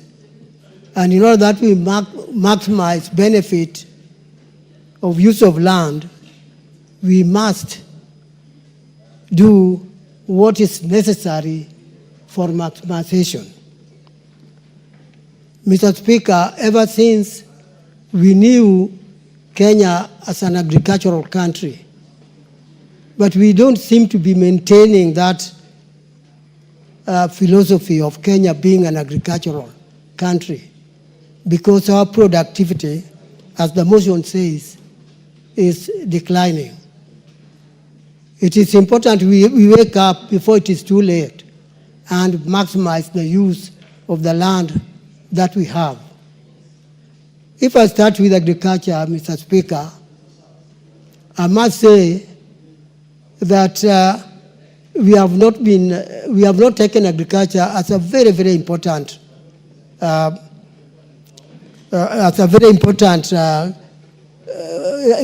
something very important for us to work on. Yet agriculture is responsible for our food, and it is responsible for various other cash earning. If we use our land properly for agriculture, we would be able to have food and also export our agricultural products. That will help our economy at a very high level, and I really appeal that we use all possible methods of improving agriculture. Even training of agriculturalists has gone down. Universities are not training enough number of agriculturists and extension officers, so that the trained staff could go out and help the ordinary people, telling them what to do and how to use their land in order that we can do our maximum. My colleagues have mentioned, and I agree, that sometimes you find a fertile land being used for building houses. And the dry land, if there is any dry area, maybe rocky and whatever, which would have been very useful for building the houses, that kind of piece of land is left lying idle, and people rush for an area which can be used for agriculture. So in zoning that that is in the motion, we could guide people on how they can live, leaving the fertile land for agriculture, and a land which is not very fertile can be used for these other purposes like building houses. Mr. Speaker, I also want to say that on the commercial side, we need to have maybe our shopping centers built in areas which are not extremely productive agriculturally.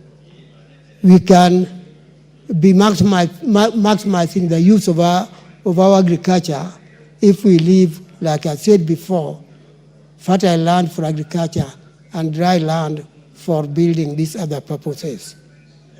If we use our land carefully, it will also help us to give necessary facilities to those who are living in a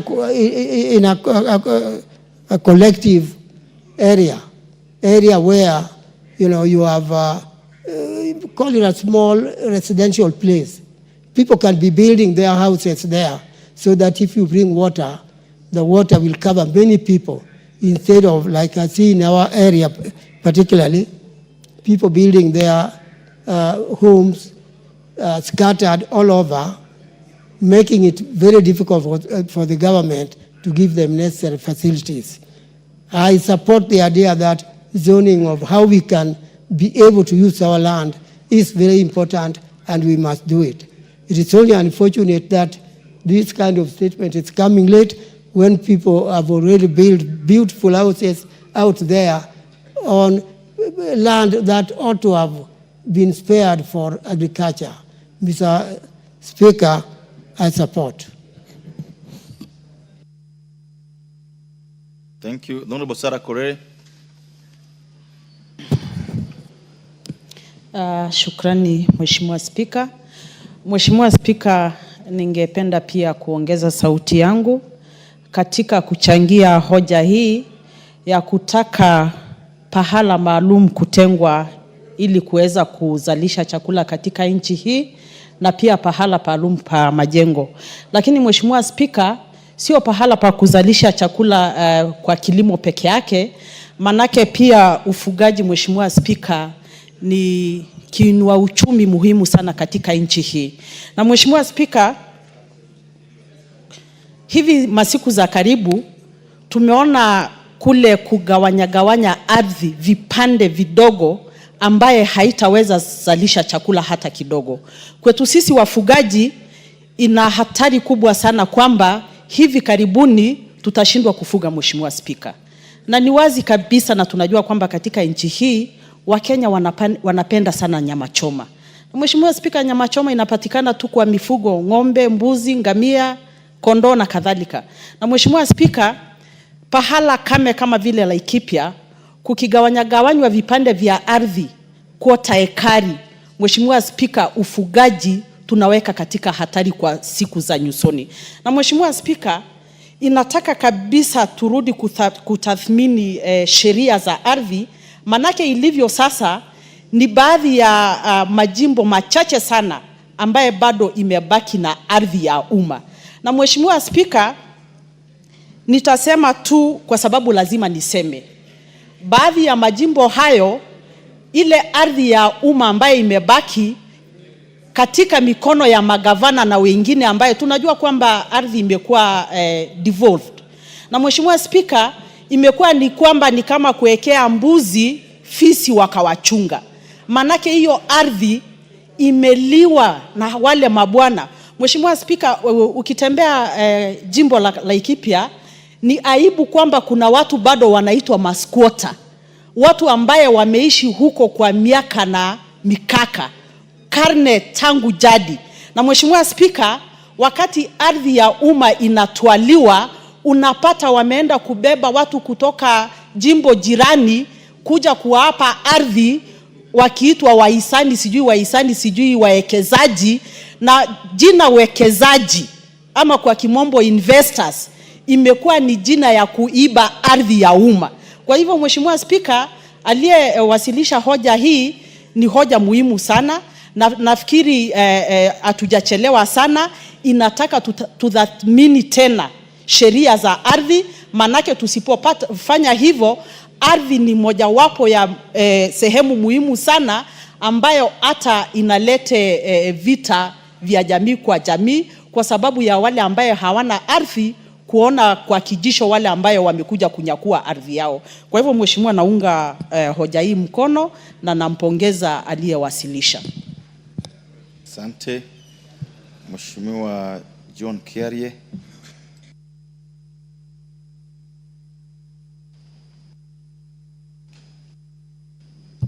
Mr. Speaker, I thank you. I also want to congratulate my neighbor, the Honorable Timothy Wanyonyi, for bringing such a thought-provoking motion to this House. And Mr. Speaker, if there is anything important that we are going to discuss this morning, it must be Honorable Tim Wanyonyi's motion. The Honorable Tim Wanyonyi hails from a constituency called Westlands, neighboring Dagoretti South. The Westlands that we know today traditionally was part of the larger Dagoretti. And that Dagoretti belonged to a district called Kiambu. So that if you go to Honorable Tim Wanyonyi's constituency, you will find that the freehold lands that are in Westlands carry titles that are labeled Kiambu District. Kiambu District was traditionally an agricultural highlands, what was traditionally known as the White Highlands. The lands that had been grabbed from our people, that had traditionally been forested, traditional agricultural lands that belonged to the Agekoyo people who had migrated from south of Chania and come into these new lands that had traditionally been inhabited by the Adi and the Dorobo people. And over the years, these people who are migrating from the south of Chania were able to cross over to this side of Kiambu and establish agricultural lands that ended up being so productive that even the very ancient caravans that were coming all the way from Mombasa, going into the hinterlands in Uganda, would stop over in this very rich land for provisions, for food, for supplies from the farms. What this tells you, Honorable Speaker, is that areas like Kiambu have rich volcanic agricultural soil that is perfect for agriculture. But what does Kiambu look like today? Mr. Speaker, the people of Kiambu, out of need, out of urbanization, out of this globalization drive, have decided to uproot the crops that were in Kiambu so that they can plant houses to be harvesting rent. Today as we speak, places like Kiambu, the land there, the shambas, are not anything bigger than the size of a handkerchief, Mr. Speaker. To the extent that what is left for arable agricultural land is reducing by the day. Cultures are changing, Mr. Speaker. The Agekoyo people traditionally never used to bury. They used to do something called escorting. When someone got sick, you would be escorted to the forest, and if you make it, you would come back. If you don't make it, well, the hyenas will dispose of your remains in the forest.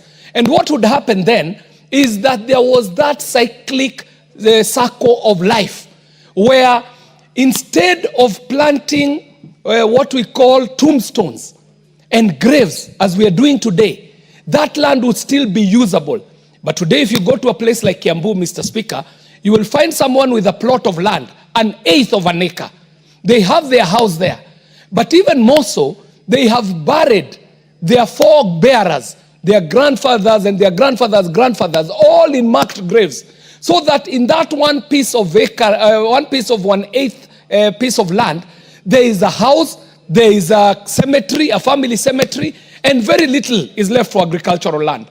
What the Honorable Tim Wanyonyi is asking us to do here today is to rationalize this very scarce resource called land.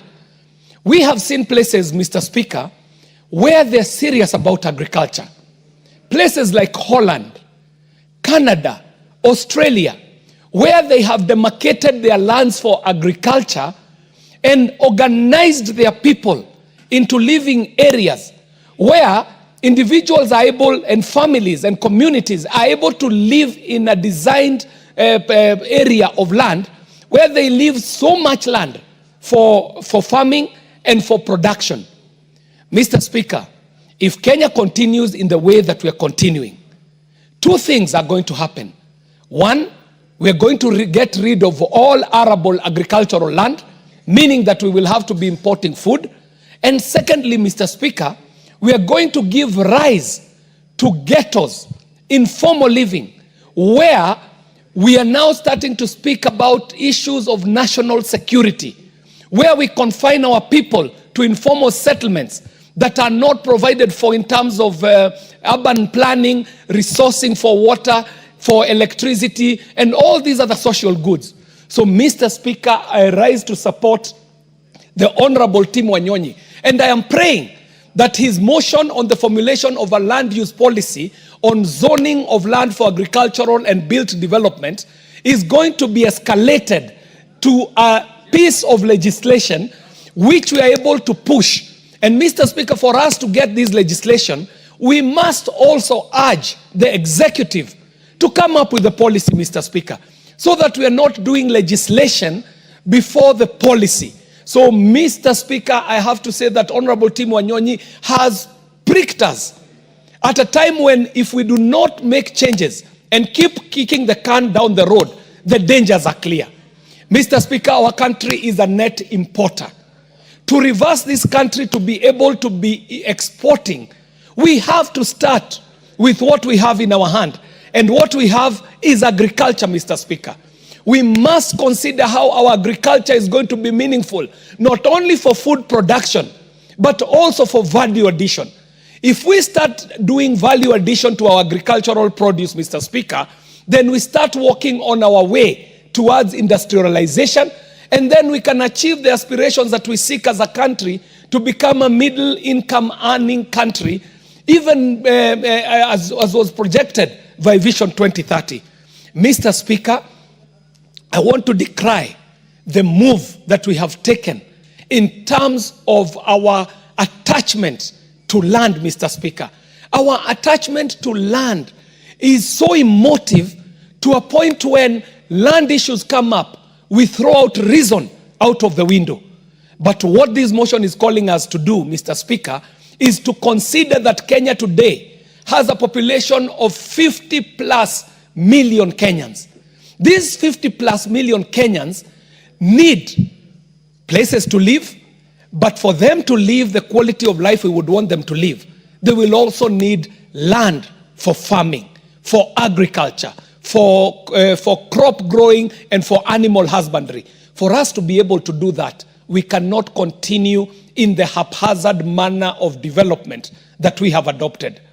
Mr. Speaker, the Honorable John Angeno is here, chairing a committee on housing and land and infrastructure.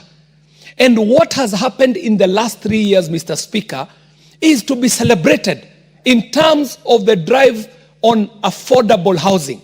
Mr. Speaker, the model that has been brought forth by the affordable housing and the work that this committee did to make sure that this affordable housing is a reality is the way to go, Mr. Speaker, where Kenyans can agree that we shall set aside land for construction and built environment development, and we shall have land set aside for agriculture and for farming. Mr. Speaker, the housing drive, if you look at what has happened in the last 3 years, is not only dignifying the life of Kenyans, but it is also giving us an idea on how urban land life can be planned.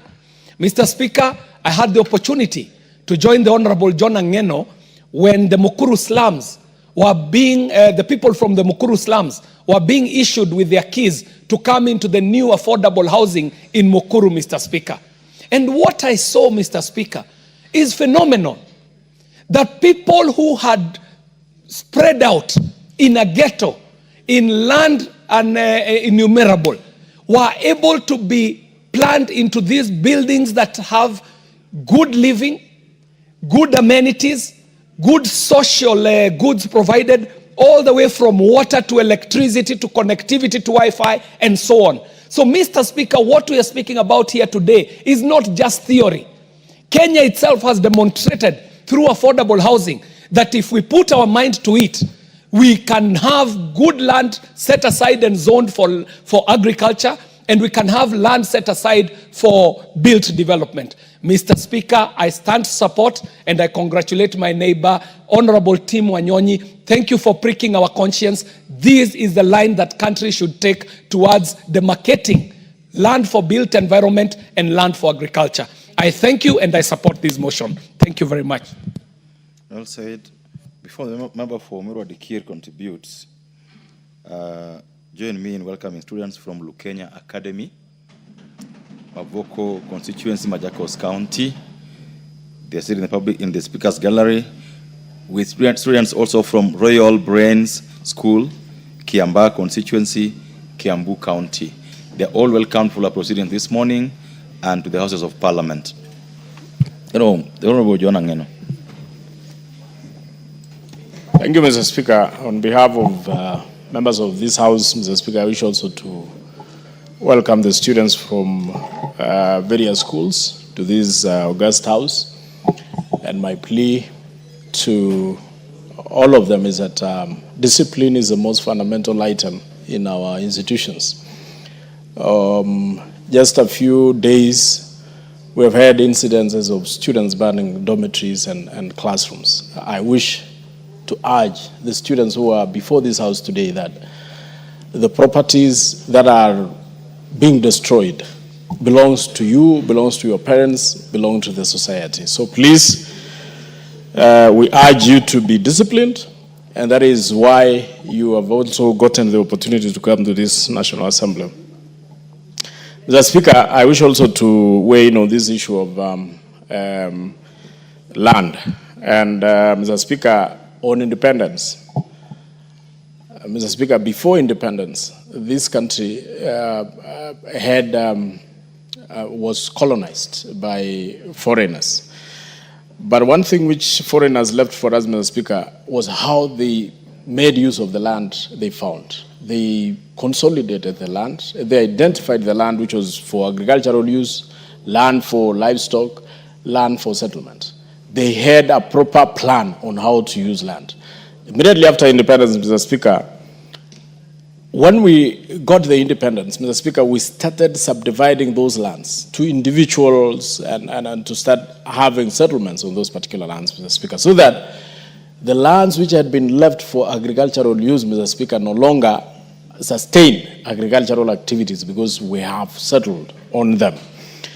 Mr. Speaker, during the 2010 constitutional making process, Mr. Speaker, the major issue, actually the major debate which arose in that process of constitutional making process, Mr. Speaker, was land amalgamation. It was a question of how do we consolidate land so that we can have land for settlement and have land for agricultural use and land for development in matters of if it is an urban area. Mr. Speaker, it was a very heated debate, and many of us actually indulged in the fact that this constitution is not a good constitution because it may take land away from us, which actually, Mr. Speaker, later on we came to learn that it was a good idea, and that is why it was in article. It is actually put in Article 66, the matter to do with land use, planning of how to use land. Mr. Speaker, it is now that we are realizing, and I want to thank the member for bringing this motion before this House, and I will wish the member for Westlands. The member for Westlands, yes, and I will wish the member for Westlands introduce it as an amendment, because, Mr. Speaker, the Constitution under Article 66 states that Parliament shall enact a legislation. Parliament, that is Article 66(2). Parliament shall enact a legislation ensuring that investment in property benefits local communities and their economics. Mr. Speaker, this one is based on the regulation of land use and property. Mr. Speaker, if this Parliament has the jurisdiction to ensure that we introduce the regulations and an amendment or a legislation that would ensure how land is going to be used, so that we do not just debate it as a motion, leave it here and go home. Mr. Speaker, under that same Article 66, regulation of land use and property, it states in 66(1), the state may regulate the use of land, any land, or any interest in or right over any land in the interest of defense, public safety, public order, public morality, public health, or land use planning. Mr. Speaker, that is a part which I think this constitution was trying to address, that we need to address how to use our land. The land has been subdivided. Many areas, Mr. Speaker, very arable areas, areas which agriculturally are viable for agriculture use, Mr. Speaker, has been used for settlement. I wish we do this particular legislation that would allow the government to regulate how land is going to be subdivided, so that the remaining land, Mr. Speaker, which we think is good for agriculture, can now be protected for agriculture. The land that is good for settlement, we protect it for settlement. Mr. Speaker, Last, the State Department, and this is through the President himself, he introduced the affordable housing program in the country, Mr. Speaker. The introduction of this affordable housing program, Mr. Speaker, was to ensure that apart from settling those who are living in slums, apart from also giving homes to those who do not have homes, Mr. Speaker, the most fundamental idea of this housing program, Mr. Speaker, was to ensure that we move the people to live in urban areas so that we can leave areas that we think are arable and good for agricultural use to be used for agricultural use. Mr. Speaker, because we need food. Food security in this country is still at 20%. Mr. Speaker, we are not food secure just because we do not have land to till. Most of the land has been used for settlement. So, Mr. Speaker, with the introduction, and I want to thank the President for introducing this particular vital element in our society, that let us build homes for our people, and then our people should now move to those particular homes and leave the land to be tilled or to be used for agricultural use. Mr. Speaker, on that note, Mr. Speaker, and we have seen so many areas, Mr. Speaker, which have exercised the same wisdom. Countries like US, UK, Russia, and so many other countries, Mr. Speaker, they actually put people in one settlement area and leave the rest of the land to be tilled, either by the government or by the people themselves. Mr. Speaker, if we were to follow the same concept, Mr. Speaker, our country can be food secure. We can have proper land that can be used for tilling, for agricultural use, for livestock keeping, and many other activities, Mr. Speaker. So I wish to support the member for introducing this particular motion. And I wish to say, Mr. Speaker, as we are building homes, Mr. Speaker, let us also give support to these, to the construction of homes. Let us give support to the President. Let us continue contributing towards building of these homes. And let us ensure that those homes are owned by the people, those very people from the lower cadre of the society. Let us not leave these homes to be bought or to be owned by the rich in this country. Let us ensure these homes are owned by those people who deserve to own homes and those people who do not have homes. Mr. Speaker, I thank and I support. Well said. The Honorable Member for Bondo, is it true that there is no land policy on zoning? Thank you, Mr. Speaker. Let me start by supporting the motion. But while I support, I want to bring in a few comments here and there. One is the issue that we as a nation and as a government, we are late in this. Number two, we have learned very little. And number three, we have to really acknowledge that we are failing. Because there have been all manner of indications from all through the colonial times. I don't know how many of us are able to remember what are called Swinehart or land policy in 1954. Those are the times when we started talking about issues of bringing land together for purpose of agricultural use, for purpose of food production. So since 1954 to date, if you have not done anything, it means there are indicators of failure. Our constitution basically puts land tenure system into whether we are public, we are community, or it is private. All these three, if you look at them in terms of how the Constitution places them, public land is regulated and it's easy to regulate. There are areas either for purpose of public utilities, there are thoroughways, there are gazetted forests. This is easy. It's easy, they are regulated. And they are demarcated and it's easy to know where they are. When it gets to the other aspect of private land, one aspect of it is regulated. The other aspect is not. The leasehold private lands are regulated in as much as we know that they are in urban areas or townships or in the cities. They are in one way or the other regulated. But then there's this portion of private land that is completely left to the individuals.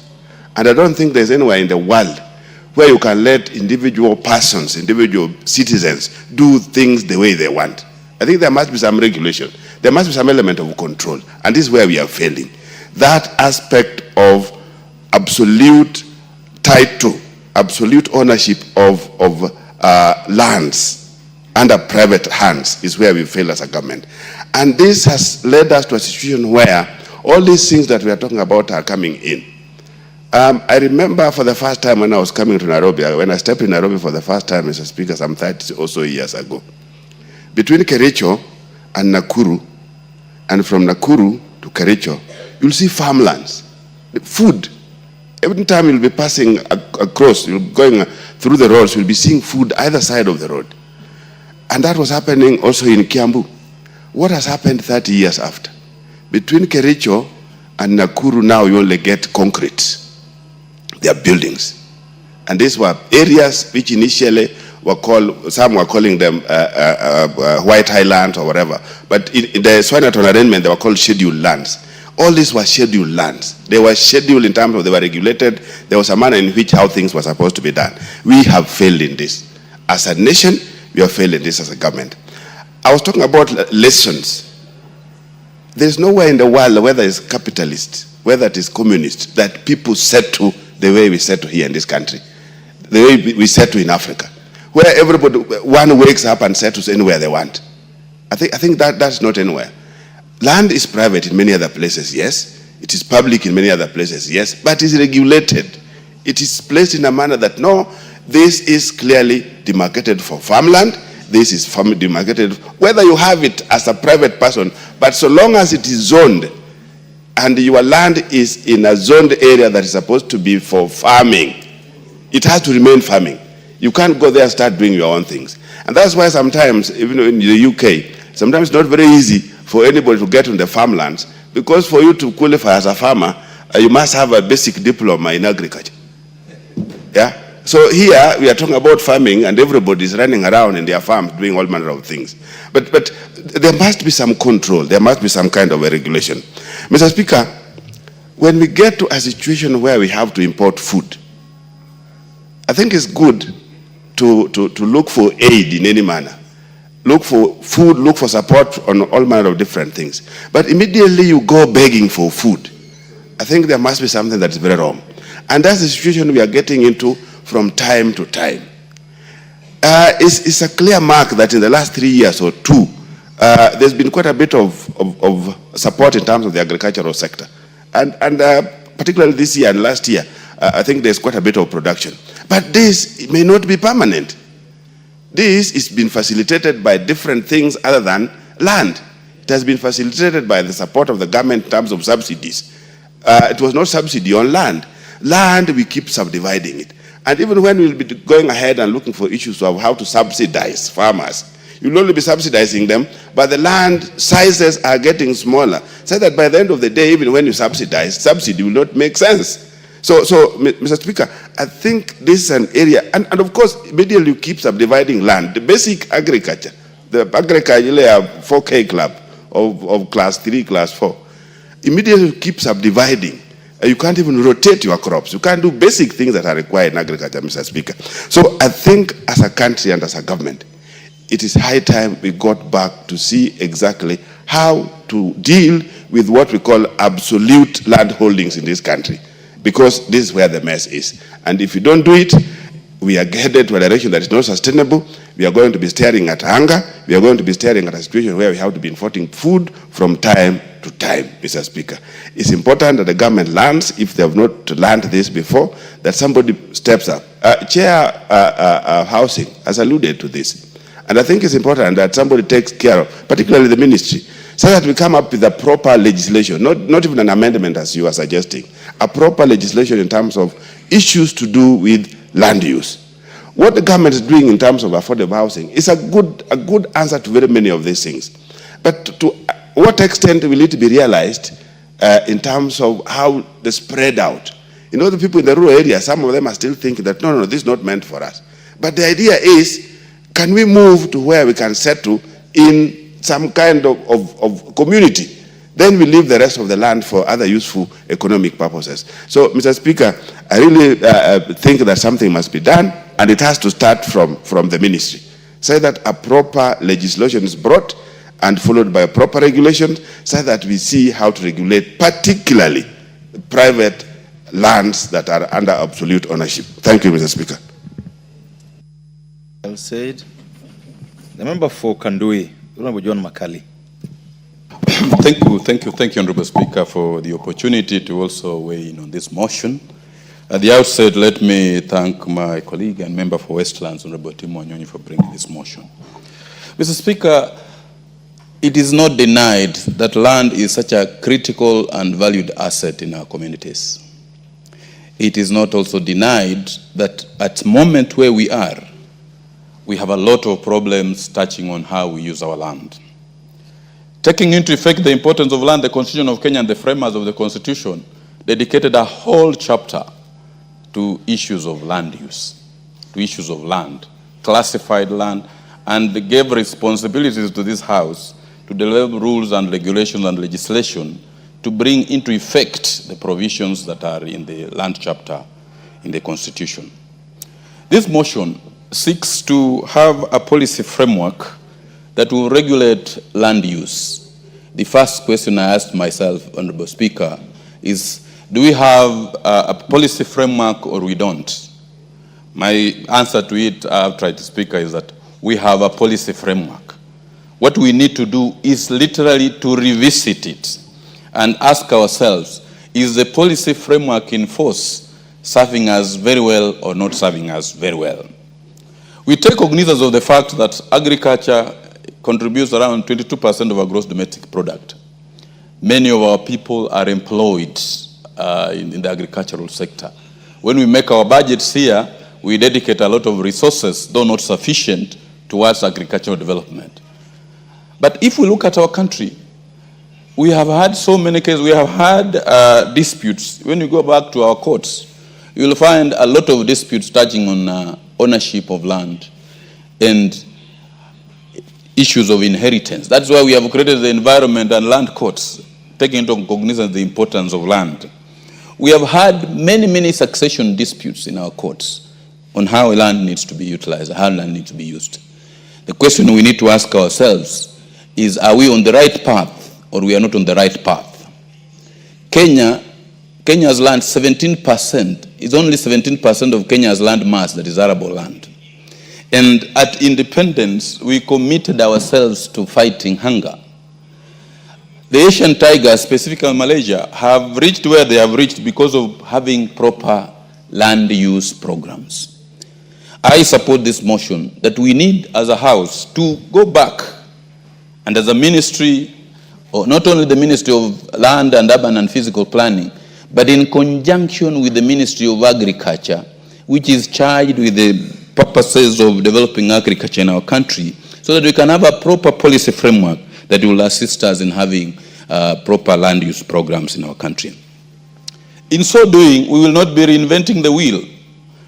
Honorable Speaker, you remember we used to have the Land Control Act that was geared towards, when the approvals of land development were to be given, we had to go through a committee, a land control board that was actually to do the approvals. But what happened to those boards? I think they were politicized, they never got to do their work. And the urge that was there was basically anybody wanting to develop land, the approvals were being given in boardrooms. No regard was being had to the development somebody was going to do on the land. That's why you have a place like in Western Kenya, you'll not find somebody who has a whole 10 acres. Lands have been fragmented into small portions of 50 by 100, which cannot be economically used. So, Mr. Speaker, I actually support this particular motion, that we need to have a relook of the entire legislations we have and the regulations we have towards land use, so that we can be able to have a way forward. Because if we do not, we are threatened, we're not going to have proper food security. Every now and then somebody buys land, you will find that somebody wants to go and, there's this obsession of brick and mortar and concrete. We want to go and develop and put up structures. Nobody is thinking about setting aside land for purposes of agricultural development. And even in those areas where land had been specifically set aside for agricultural development, like the ADC farms in Kitale, in Trans Nzoia, for example, you'll find they have actually been encroached on by, land grabbers, and we now don't have any sufficient parcels for agricultural development.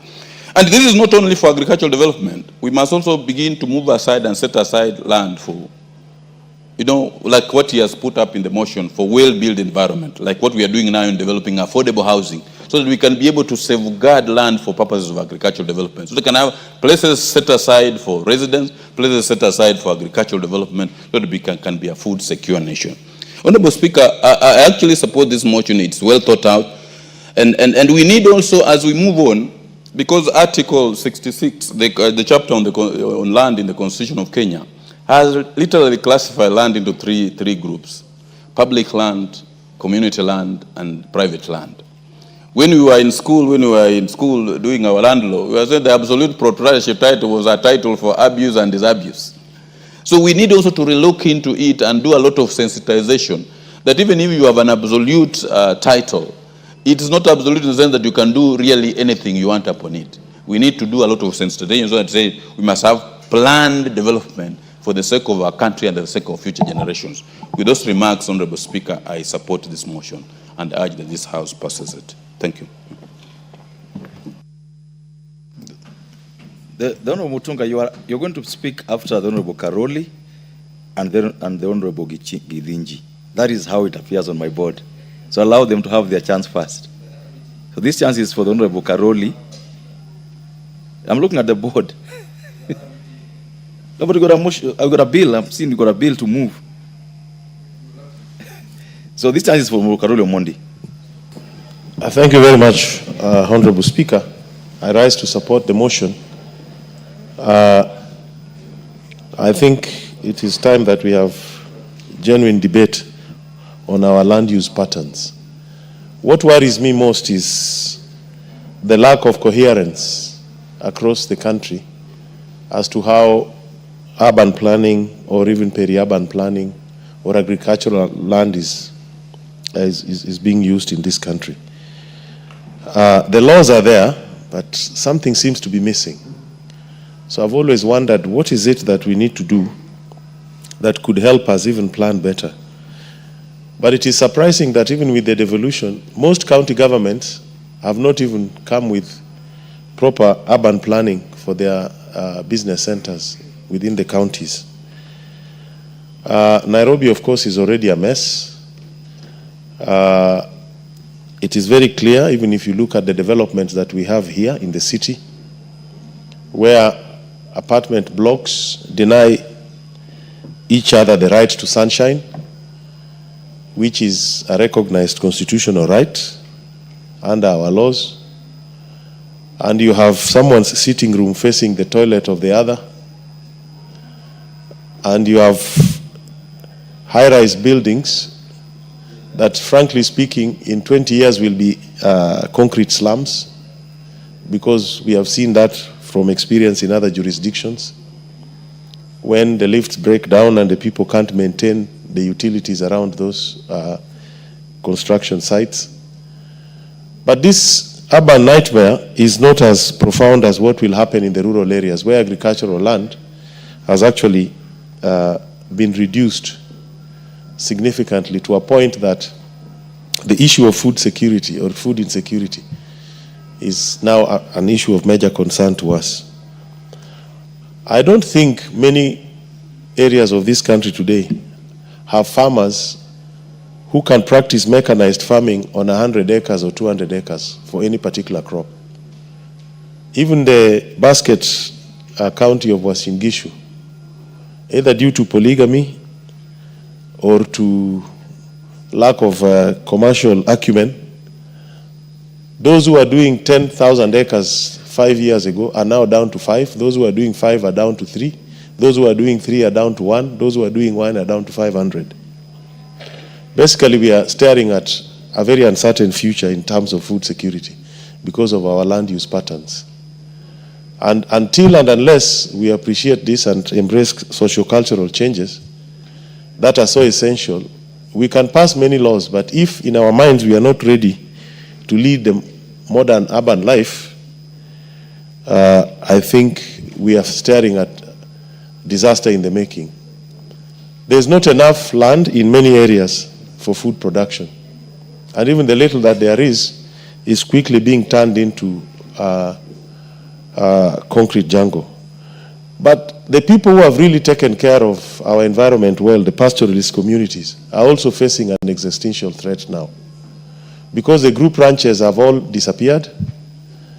The lands have been subdivided. The free movement of cattle has been curtailed. And we are staring at, again, a very heavy socioeconomic disruption to their economic activities. And that is why every time the big land grabbers that we know, the politicians, take huge parcels of land among the pastoralists, as soon as they lose power, the farms are invaded, the fences are cut, people are back. You can see it down here in Maimahiu. And I think it is going to happen in many places. So we need to look at this thing, both from urban planning setup, but also agricultural production, and see that we secure ourselves and also deal with potential areas that will bring social unrest, especially among the pastoralist communities. Because what is happening in Kajiado, in Narok, in parts of Samburu, Laikipia, is not a recipe for peace, but for warfare. And over time, we will come to face that reality. And it is also in Tana River, where communities that have really protected the environment, whose cultural practices and livelihoods have protected our environment, are now literally being uprooted from their homeland and being subjected to subdivision of land that is inimical to their interests, that is not helping them be food sufficient. And in the future, I don't think it is going to be helpful to this country. With those remarks, I support Honorable Speaker. Thank you very much. The Honorable Gichimu, is it in order that you allow the chairman of the committee to... Okay, if you allow that, then we'll give him a chance, then you come after him. Thank you very much, Honorable Speaker and Honorable Gichimu, for that consideration. Honorable Speaker, I would wish to thank the Honorable Nyonyi for this very important motion. Honorable Speaker, I am very sure that Honorable Nyonyi is speaking from experience, because the constituency he represents was once a farming lad, and today only flowers and houses have grown on that particular land, besides, of course, the roads. Honorable Speaker, if somebody spoke from a county like Kiambu and saying we are under threat, they will be speaking a lot of reality. If somebody spoke from a county like Trans Nzoia, for instance, and say that we are under threat as a country because of land subdivision, you will still be speaking the truth. Honorable Speaker, I remember one time in 2008 when there was the clashes, and I was heading an organization that was a lobbying group, and we thought it was the prime time to lobby the government on the issues of land use. That time there was clashes, and the burnt forest was completely burnt. The farms were burnt, the houses were burnt. We did a position paper as an organization and presented it to the then government. The government did not take us seriously, and we therefore decided to present it to the opposition, ended by the Honorable Raila Amolo Odinga. And I remember very well, the current president of Kenya was sitting in that meeting. Our presentation was very simple, that burnt forest is completely burnt. And burnt forest was occupied by all ethnic communities of Kenya. And the only way to kill ethnicity is to kill the separation of individuals on farms. Have a policy for land use, have security system for the land itself and for the crops and livestock on land, and have a policy for the habitation area. So our proposal was, let us bring all these people to one corner of burnt forests. Let us put high-risers as a government. It's a classical example of reconsolidation. And then allow people to ballot for the houses. Then create schools in the neighborhood, create playgrounds in the neighborhood, create communities that are integrated. And therefore, through the balloting, Honorable Speaker, maybe a Kikuyu would have gotten a house in 7th floor, a Luo a house in 6th floor, a Kalenjin a house in 3rd floor, a Kisii a house in 4th floor, and so on and so forth. Nobody would ever have burnt somebody else's house thereafter. And that is the principle, I believe, the Kenya Kwanza government is applying to try and bring people together and avoid spreading horizontally, because growth vertically is not limited, but growth horizontally is limited in as far as it occupies land. Madam Speaker, our constitution is very, very, very clear. The Article 60, and I wish to look at the principles of land policy.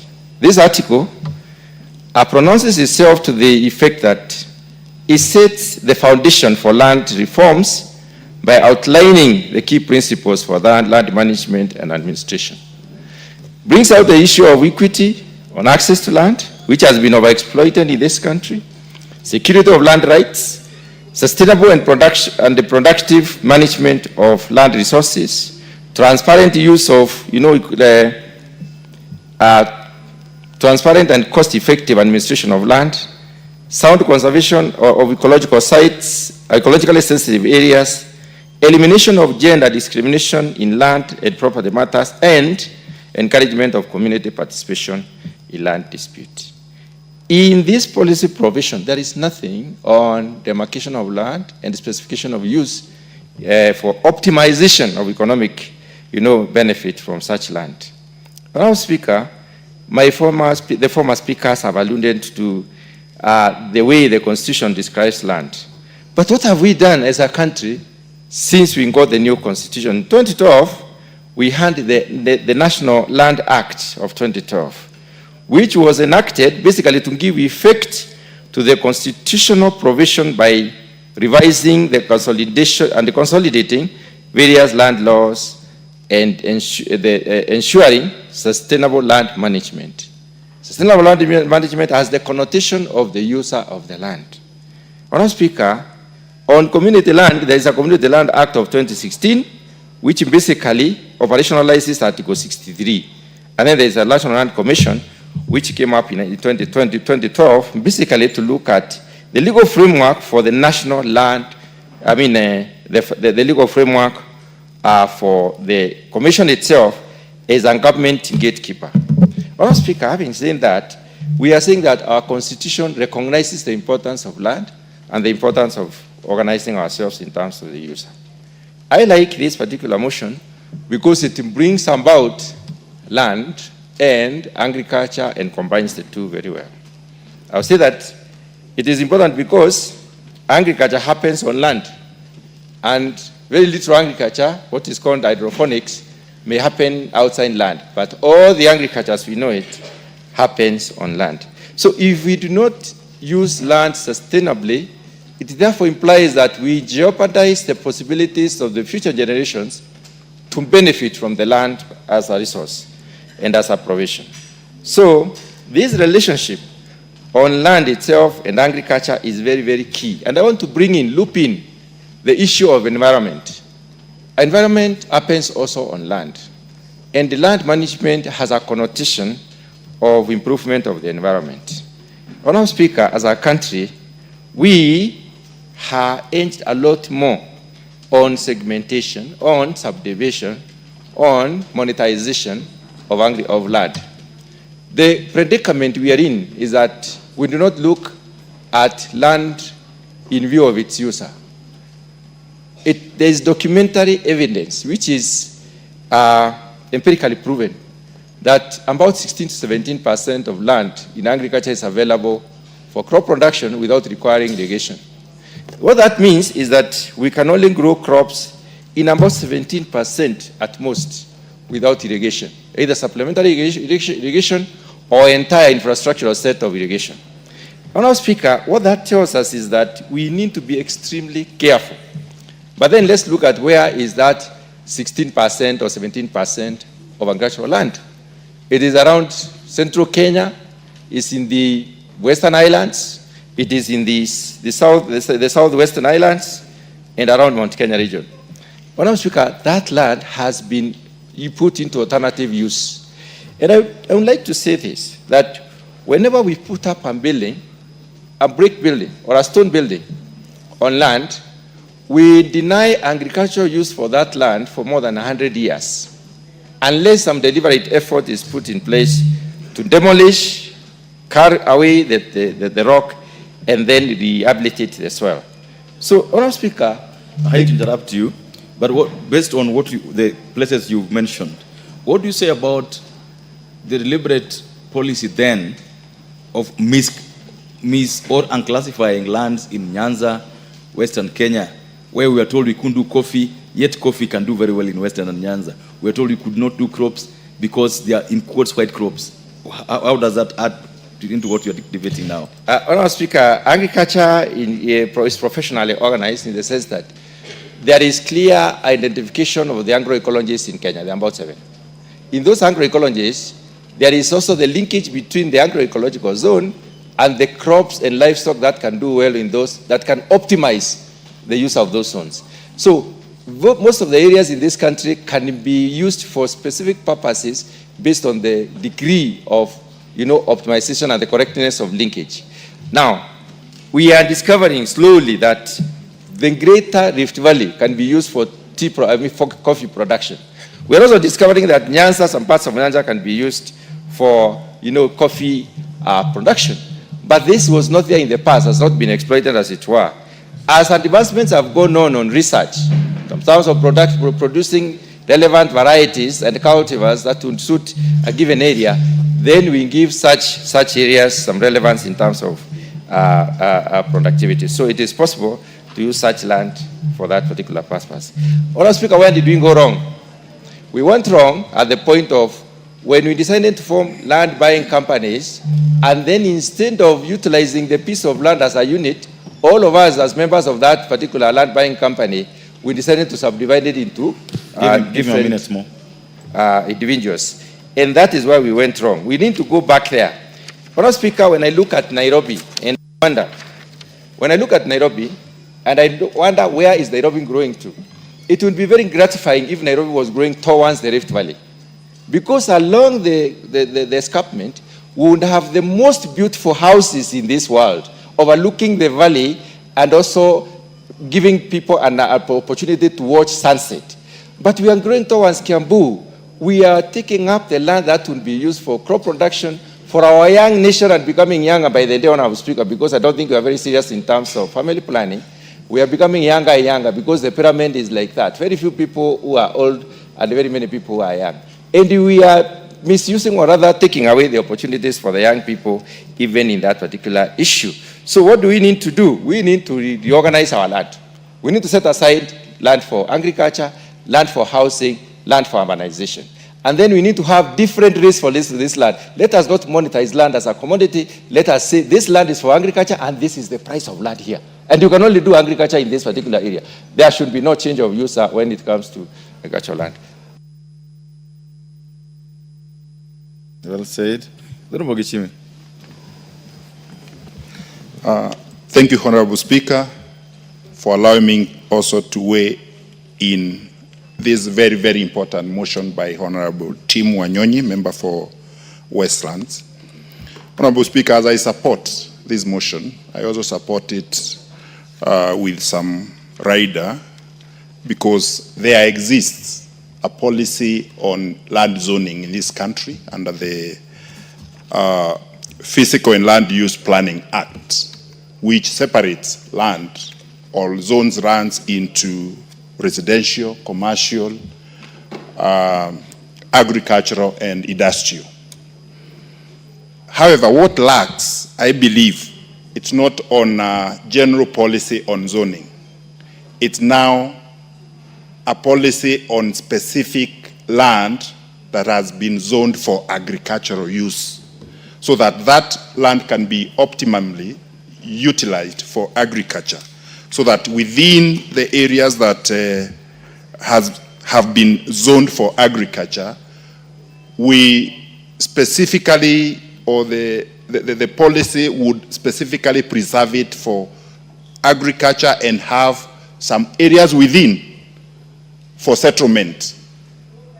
And that policy would really help because it would mitigate against the effects, the negative effects of the climate change, because a lot of land would be used for agriculture. And Also, the services to the people. If like 1,000 acres are zoned for agriculture, and probably people are consolidated within a smaller area of about maybe 5 acres or so, then it will be easy for people to be provided services like roads, electricity, water, schools, and all the other amenities together. And it will be very easy and cheaper even for the government. And all the other remaining land would definitely boost food security, because there will be what we call the economies of scale in terms of production. Honorable Speaker, however, as we also look at this policy, it is the implementation is also subject to the other land regime. The land regime we have in this country, because the ownership is under a different regime. Because if I have my land, which is agricultural, and I have absolute ownership to that land, if a policy comes in and a law probably also enforcing that policy, it will also be subject to that law. So unless we also amend other laws, then this policy might also face challenges, however good it may look like. But now, I think if it were possible also to amend that it is a policy that is where possible, like communal land, under the Communal Land Act. It is possible now to have this policy because the community can agree, because it is their land, that they set aside the substantial part of that land for purposes of agriculture, and they settle on one area. So I think much as the policy is very good, it is also subject to other, because like in my constituency, Geshogo, where I come from, most of the land is under RLA, absolutely owned by the owners. And of course, with time, they've also been able to subdivide this land into smaller portions of land. And of course, it may not be practicable in such areas. But I think where we have now bigger chunks of land left in this country, I think it would be easy to convince communities where such lands exist, including in Maasai land, where Honorable Parashina comes from, to accept that it can work so that they can be able to boost food security and earn more. And that policy on that situation has happened in many other countries. We have seen in Netherlands, it works very well. We've also seen in Israel, where we have the kibbutz system, whereby people own land and live in just smaller areas where their services can be provided, and they own the entire land in shares, or in whichever way they may agree to share the proceeds of the land. However, Honorable Speaker, in general, I do support, but I believe this policy, even if it goes through this parliament, will also face challenges, because there is the existence of other laws that also people have rights to. Honorable Speaker, I support. Thank you. Well said. Member for Sirisia. Thank you very much, Honorable Speaker, for giving me a chance also to contribute on this motion. I rise to support the motion, Honorable Speaker, motion number 044 of 2023, moved by the Honorable Tim Wanyonyi, MP Westlands, for government through the Ministry of Land, Public Works, Housing, and Urban Development. Honorable Speaker, land is not just an asset. It is a foundation of our national economy, identity, and future prosperity. Honorable Speaker, agriculture particularly remains the key significant economic drive, Honorable Speaker. The Central Bank of Kenya, Honorable Speaker, through Agriculture Sector Survey 2022, estimated that agriculture contributes 22% directly and indirectly 27%, Honorable Speaker. Indirectly to our GDP, particularly through its linkage to trade, transport, and manufacturing, over 44%, Honorable Speaker. Kenya drives the livelihood from agriculture, with rural counties almost entirely, Mr. Speaker, depend on it. Honorable Speaker, in this country, Honorable Speaker, land is very important to each and every one of us. People fight, even kill each other because of land, Honorable Speaker, as you know. Honorable Speaker, I call this House to support this motion as a forward-looking national policy that can help this country. Honorable Speaker, this motion calls for a government to act within its constitutional policy and mandate to create a zoning framework for the surplus agriculture and land from land earmarked for settlement and commercial development. Honorable Speaker, the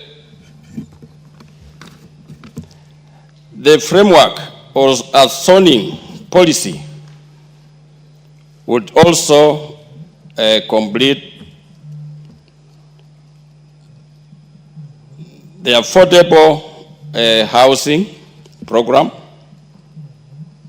causing that housing projects are implemented within a designed, built up a zoning, and also in a high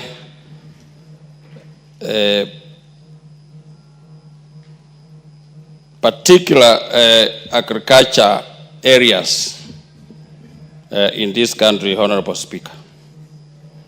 So, Honorable Speaker, I support this motion, and also I want to thank Honorable Tim Wanyonyi for bringing this. It is timely, Honorable Speaker, that the House supports this motion.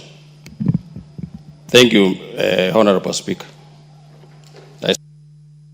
Thank you. Well said. The Honorable Naomi Wako.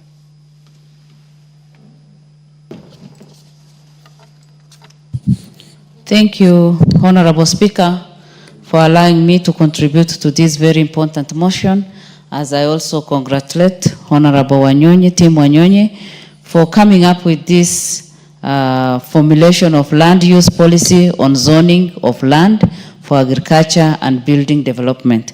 Honorable Speaker, our country is growing very fast, and we also have a lot of dreams so that we grow our country and also come up with development structures.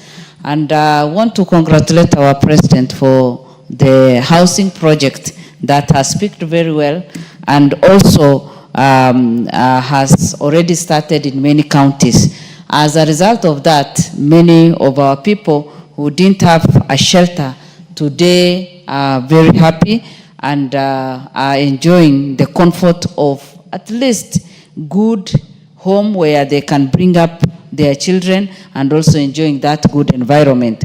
Honorable Speaker, I want to concentrate on the agricultural land.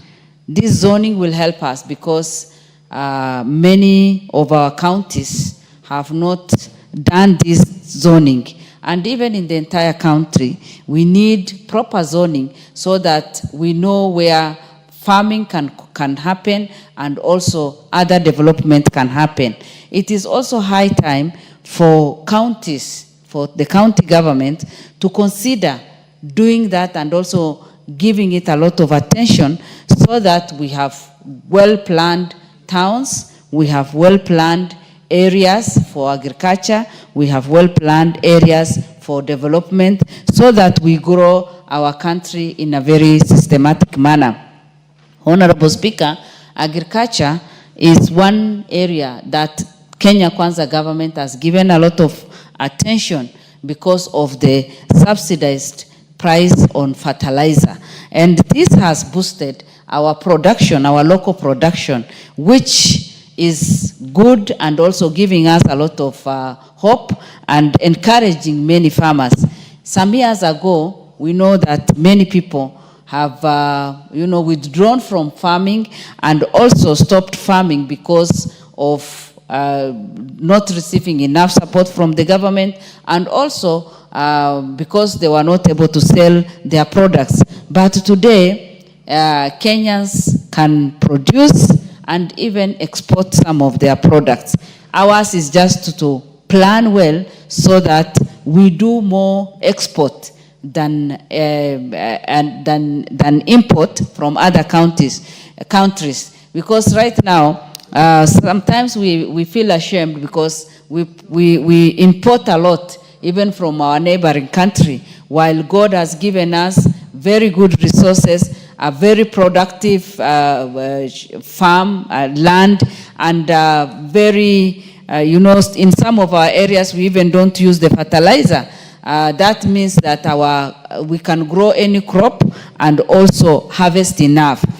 Honorable Speaker, again, it is important for us to note that it is only through farming or through agriculture that even the people at the local level, at the ground, at the grassroots level, can exercise their skills and without going for any interviews, without looking for any qualification, even those who are not learned, even those who have not gone to school, they can do their farming and earn enough money.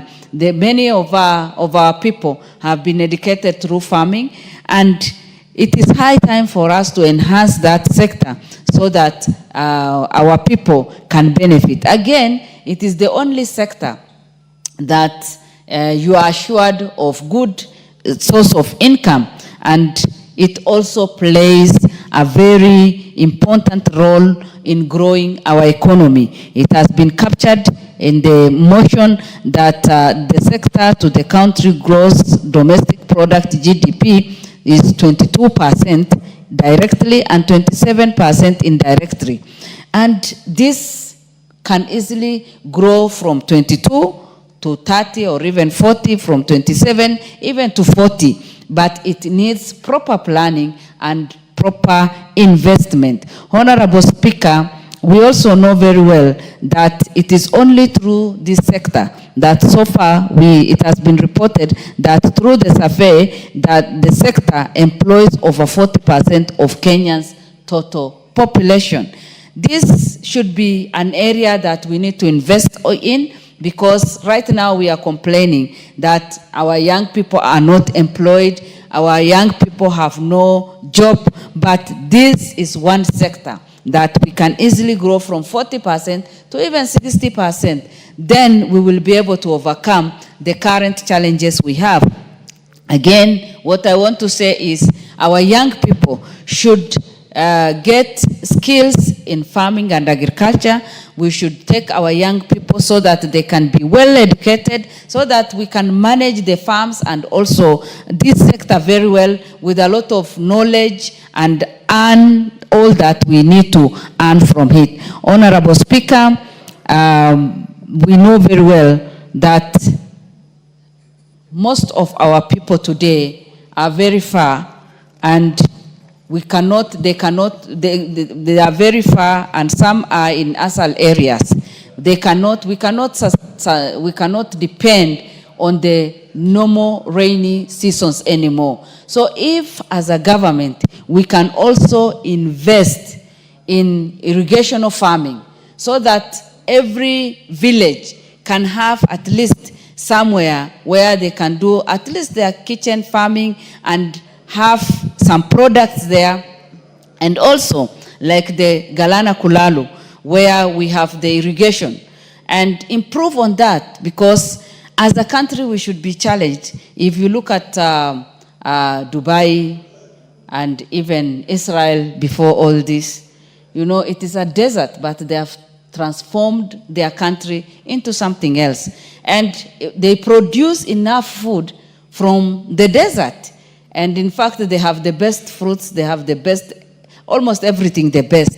And if as a country we can focus on agriculture, then we will be able to do great and also have a healthy society. Honorable Speaker, I agree with the resolutions that the motion is requesting, that this House resolves that the government, through the Ministry of Land, Public Works, Housing and Urban Development, puts in place the policy framework for effective land use in rural areas by consolidating and designating zones for built development, for commercial and residential development with shared public utilities, and separate zones for agriculture use in order to arrest further diminishing. We cannot, as a country, continue losing agricultural farm, because that is the backbone of this country.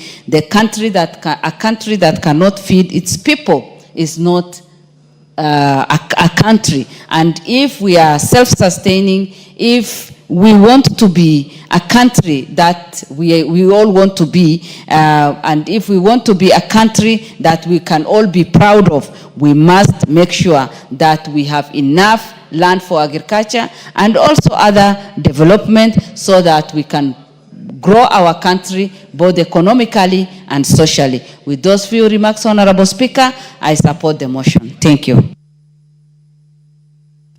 Thank you. Members, I will have the Honorable Sakimba, followed by the Honorable Nyoro, and then we'll go for Sowundo in that order. I can see Honorable Tugu Kwenya is on intervention. You have something out of order? Anything out of order?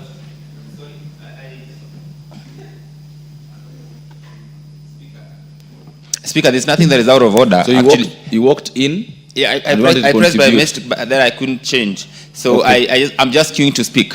Okay, you are the last one in the queue. Okay, Mr. Speaker. Thank you. Okay. Thank you, Mr. Speaker, for giving me this opportunity to contribute on this critical or important motion by Honorable Timothy Wanyonyi on formulation of land use policy on zoning of land for agriculture and building development. Mr. Speaker, it's good to understand that a simple question is about implementation. If you really check on what the Constitution have said, our Constitution 2010, Article 60 up to Article 68 has really captured the use of land use and even zoning, whereby if you go down Article 61, 62, 63, it has also approached on the which land, it has categorized land into public, private, and community land. I begin my contribution by checking on implementation. And if you check on the implementation, you ask yourself a simple question. Who are the ones who are supposed to follow this? You start by National Land Commission itself, which comes up with a policy. supposed to be implementers on the issue of monitoring land use. As I come from Kajiado County, yes, where it's purely semi or arid areas, where the issue of agricultural or use of zoning is particularly being practiced per se in paper. But in the ground, things are different.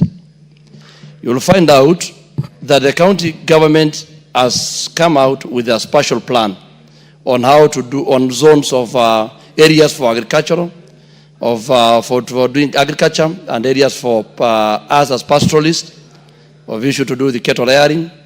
They have also designated areas for conservations, for issue of to do with the tourism and wildlife. But again, you go just down there, you get land registries.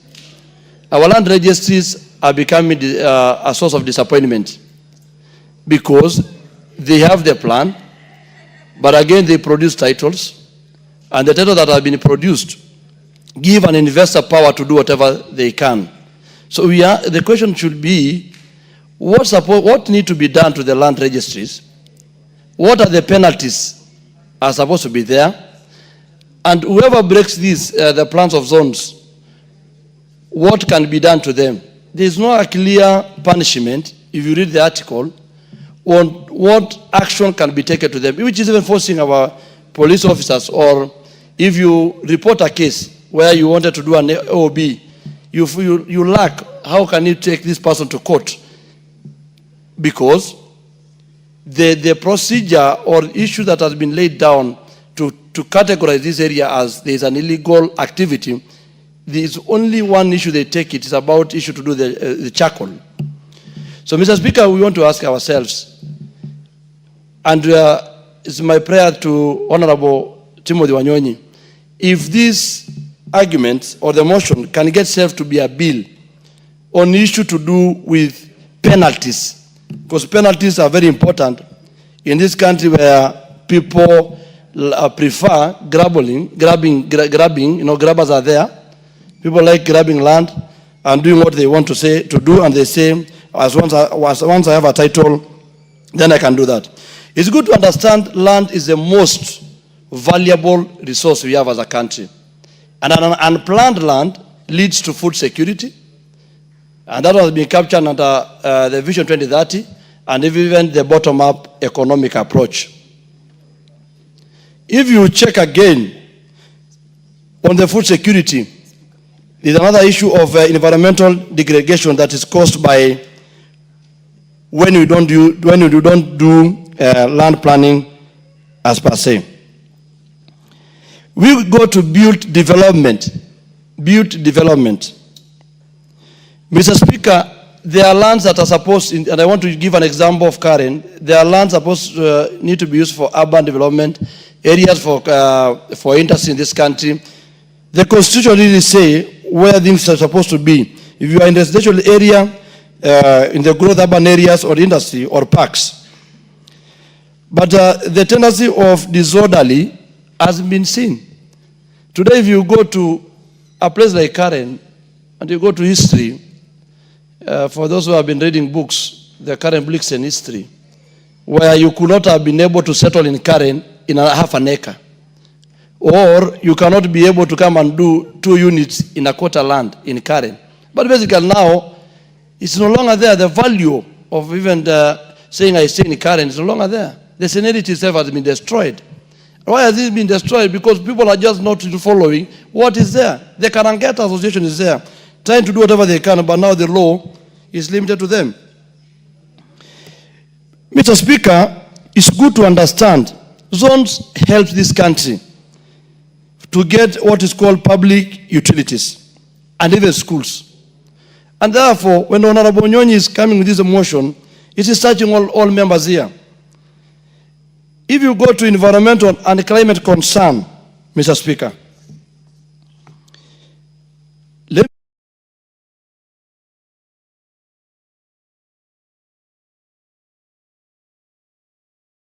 go the entire Kajiado County, because I'm saying we are arid and semi-arid areas. You wonder, Because yes, there's an issue to do with the subdivision of land, as my colleague has been saying, on lands to do with group ranches. We set land for commercial, for issue to do with the settlement, and we do land for agriculture, and then we do the land for conservation. Now people in Nairobi, those guys who call themselves big giants, they come, they buy land as like shares or whatever they want, they call them. They buy big size of land. Then after maybe 6 months down the line, you find the whole forest, where the places which were green, where there was water catchments, has been destroyed. The guy is busy putting cabbages. The guy is busy putting other things there in the land. And then when you ask them, they tell you, as long as I bought the land, you can't question me. And we have seen now, that one has destroyed, Mr. Speaker, as indigenous or pastoralists. That's a laboring that the big giants have on our land when they understand that we have done zoning. Purposely we have done zoning. They come there and cheat our communities. And when they cheat them, now they start doing big projects. They don't understand my communities or pastoralists. Land to us is too emotional. You cannot have a community that surrender land for tourism, yes, and surrender land for wildlife. So you find like 100,000 of acres have been set aside for even wildlife to promote our tourism. That is our source of income. And that is being the source of our income, you find also is also our source of our pride. Someone come and destroy our water catchment, you come and destroy our hills just because you wanted to produce food for Nairobi or food for export or food for other purposes. So once people follow zoning and people be careful on that one, you will find out every community in this country is happy, Mr. Speaker. Mr. Speaker, on issue of balancing the interest, as when we are arguing as pastoralists, or they are most affected, but the issue of balancing the investors, I want to take you back to, Mr. Speaker and the members, the history of Ikidong Ranch, just there next to my Mayo. The land was taken from the community, and basically taken by the community for issue to do with geothermal power production. But you're going to find 200,000 acres. How can 200,000 produce electricity, and the only electricity can be produced towards the hills or where the source of that one? So you'll find out, Mr. Speaker, that if at all we want to balance the interest of everyone, the only way to balance the interest of every community, of investors, of people who have resources, is by having the zoning. I've talked about the historical injustice, Mr. Speaker. I urge this House, because we all understand that Article 68 is still open of our Constitution, that is mandating this House to check what not need to be added or what need to be done to ensure that everything is sorted out to help our people. And Mr. Speaker, I conclude by saying I support the motion because it brings order, sustainable land management in this country. Thank you, Mr. Speaker. Before the member for Kiharu, honourable members, join me in welcoming the students from Ongata Academy, Kajedo North Constituency, Kajedo County. They are sitting in the public gallery and they are welcomed for our proceedings this afternoon. Go ahead. Thank you very much, Mr. Speaker, for this chance to contribute to this motion. And it's timely and it's important for us to think about zoning of land, and especially for various uses. And there are various categories of zoning, Honorable Speaker, that I may wish to address. One is in terms of ownership, but the second layer is in terms of use. In terms of ownership, it is important for us to be very clear-minded on what is private land, what is public land, and also what is community land. Honorable Speaker, I have seen also that we need a lot of efficiency when we dezone or when we reallocate the zoning, and especially in terms of ownership. When we intend to do development projects in Kenya, Honorable Speaker, development projects are only done on public land because we are investing public resources. But we have seen the previous owners of this land agonizing all the time when it comes to compensation of that land, Honorable Speaker. And it is important for us to be very forthright in having regulations that also protect private property. And Honorable Speaker, what ought to happen is that when there is a public development, whether it's a dam or a road or any other kind of development, Honorable Speaker, the regulation should be that there should not be construction before the ownership changes. And ownership changes when there is a transaction, Honorable Speaker. And a transaction happens when there is change of money and resources.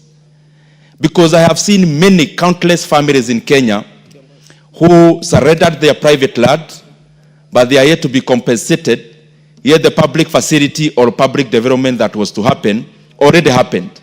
And therefore they move from office to office looking for this compensation. We need to be forthright and clear-minded in also safeguarding the sanctity of private ownership of property, Honorable Speaker, and especially when it comes to government taking up those properties. The other thing, Honorable Speaker, is in terms of use. And use can be in many ways. It can be in terms of industrialization, industrial zones. It could be in terms of development that is residential, commercial. It could also be in terms of agriculture, Honorable Speaker. And in that respect, I believe in terms of the zoning of this land, what we have in mind, Honorable Speaker, is especially agriculture. But Honorable Speaker, it is important for us as this House to constantly also be aware of the level at which agriculture should be involved in our economy. Honorable Speaker, all the time when we are doing policy, we are very keen to exhort primary production and especially agriculture, simply because many times policymakers are also elected by the people and they are politicians, and therefore we try to appeal where the majority of the people are. But Honorable Speaker, it does not necessarily mean that agriculture and primary production is necessarily the best thing for an economy. Honorable Speaker, actually, when you are defining a developed country would be like the OECD countries, Honorable Speaker, like the US, the UK, most of the Europe countries, and currently, of course, having Asia in it, Honorable Speaker. When you give all the definitions in terms of GDP per capita, GDP, and all the rest, one other definition of a developed country is a country where agriculture constitutes less than 10% of the GDP, not more.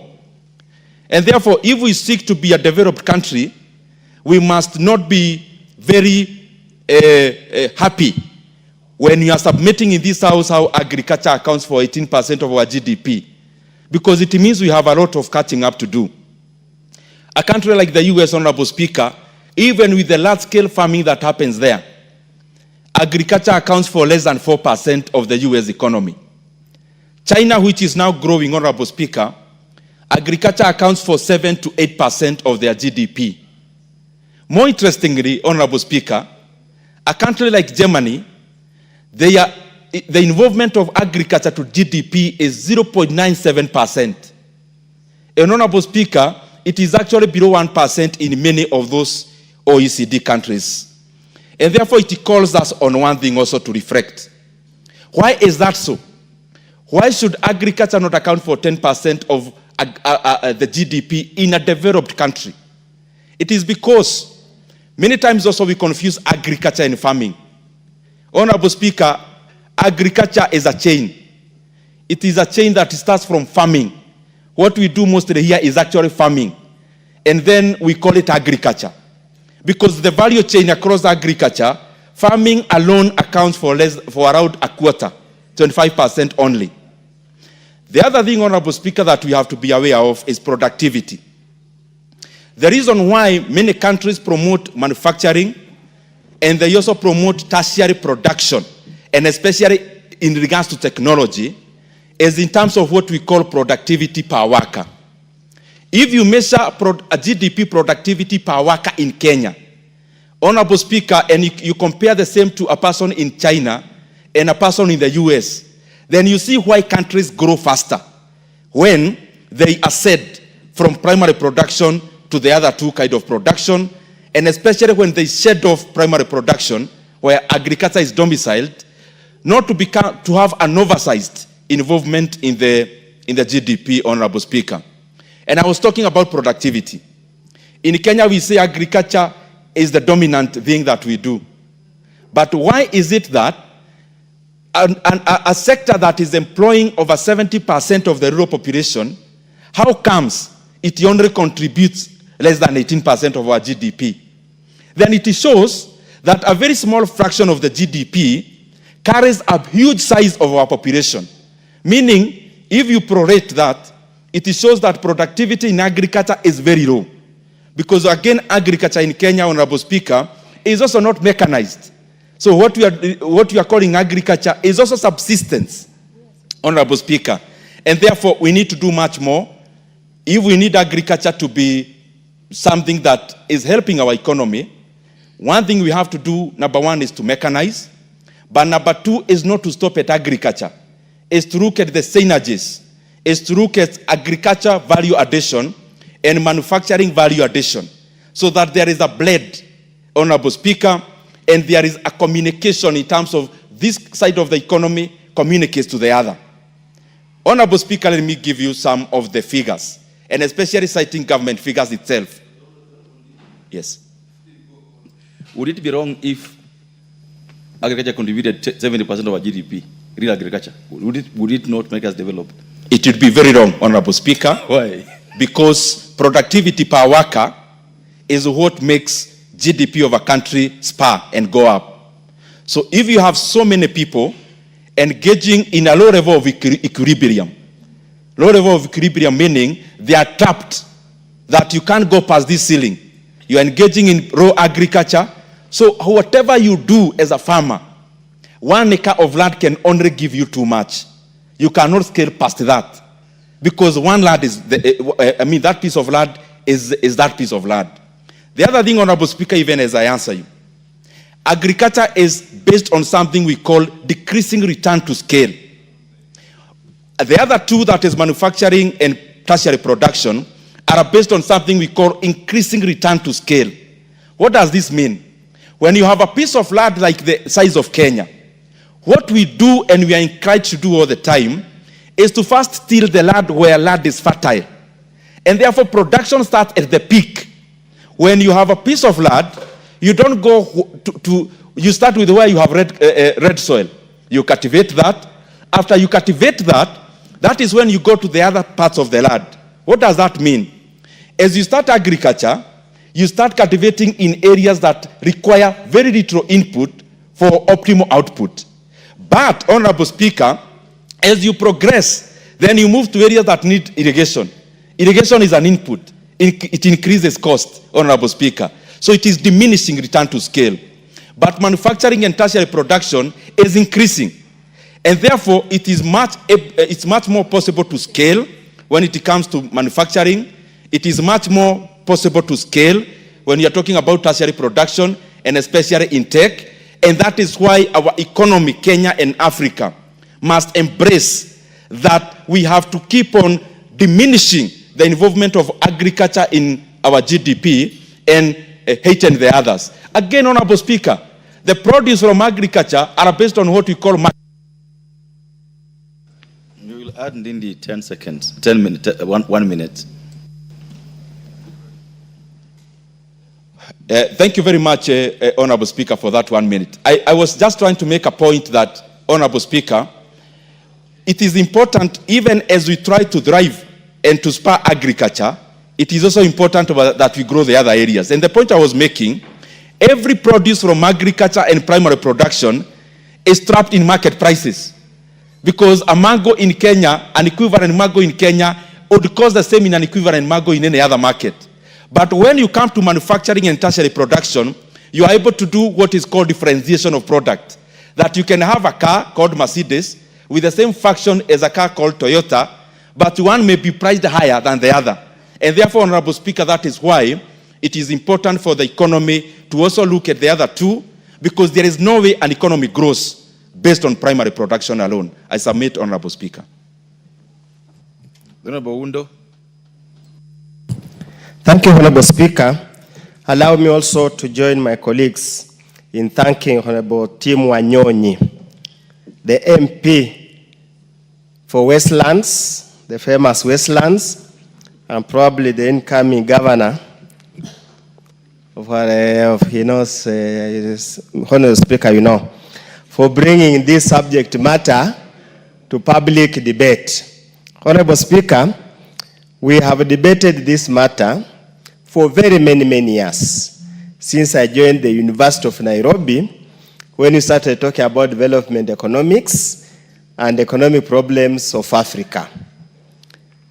Honorable Speaker, land is not the physical space per se. It's the rights inherent in the land, it's the economic value in the land, it's the ability to use the land, abuse it without interfering with the rights of other people. As we debate this motion, and as we seek to support and properly escalate to the next level, it is important, Honorable Speaker, we put into mind 3 or 4 issues. The first issue is look at Chapter 5 of the Constitution of Kenya that sets out the principles of land policy, and which says equitable access to land, security of land rights, sustainable and productive management of land resources. Honorable Speaker, any motion or any law that is passed in this House or implemented in Kenya that infringes in any of those principles of land policy will become null and void ab initio. You, the lawyers, would say so. So, Honorable Speaker, as much as desirable to continuously plan and enforce those plans strictly, we must also appreciate one fact, that over the years, development theorists have been against the concept of very strict planning paradigms that restrict effective interchange of factors of production. Honorable Speaker, the second issue that we also need to put in place, there is the principle in land economics that talks about highest and best use. And highest and best use, Honorable Speaker, is the use of land that generates the highest returns, the use of land that's socially and legally acceptable, and the highest use is that one that has got planning or permission or authority. So, Honorable Speaker, we have debated this matter, and this debate emanated from the conversion of coffee farms in Kiambu into residential areas. We have done numerous studies. When I was a lecturer at the University of Nairobi, I supervised very many undergraduate students, master's students, and PhD students who delved in this matter exhaustively.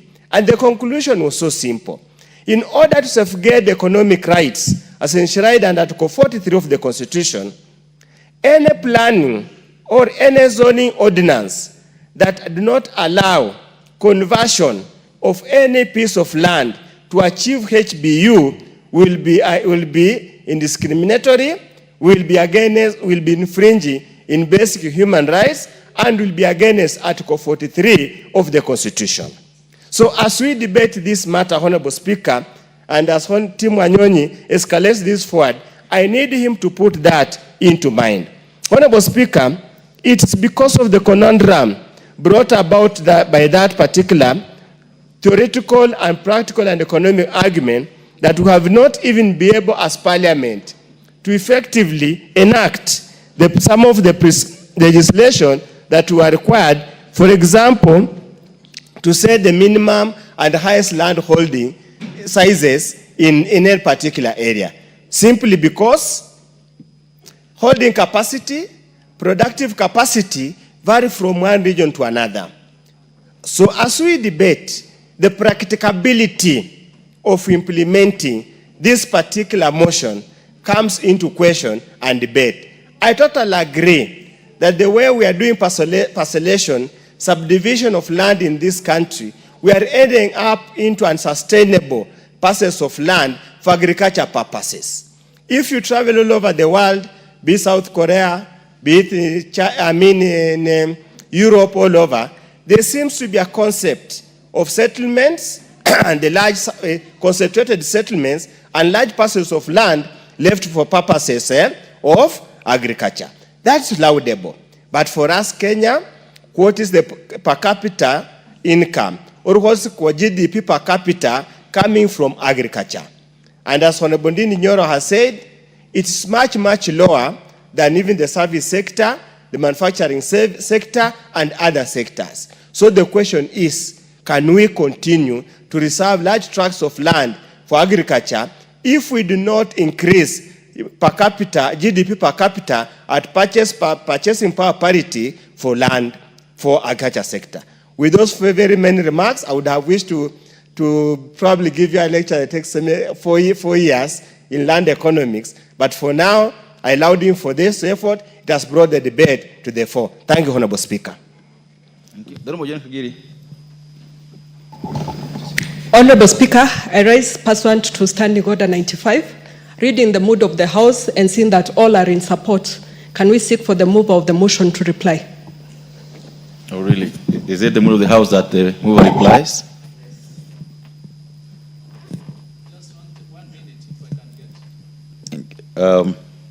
Looking at the time there, if you got a minute, then he won't be able to reply.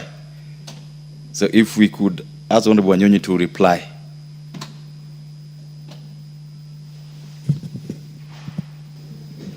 Thank you, Honorable. But you could give the Honorable Chief Romondo 1 minute. Sorry, the Honorable Tandaza 1 minute. Yes, for time, if you have the time. Okay, Honorable Speaker, I can donate that 1 minute to Honorable Tandaza.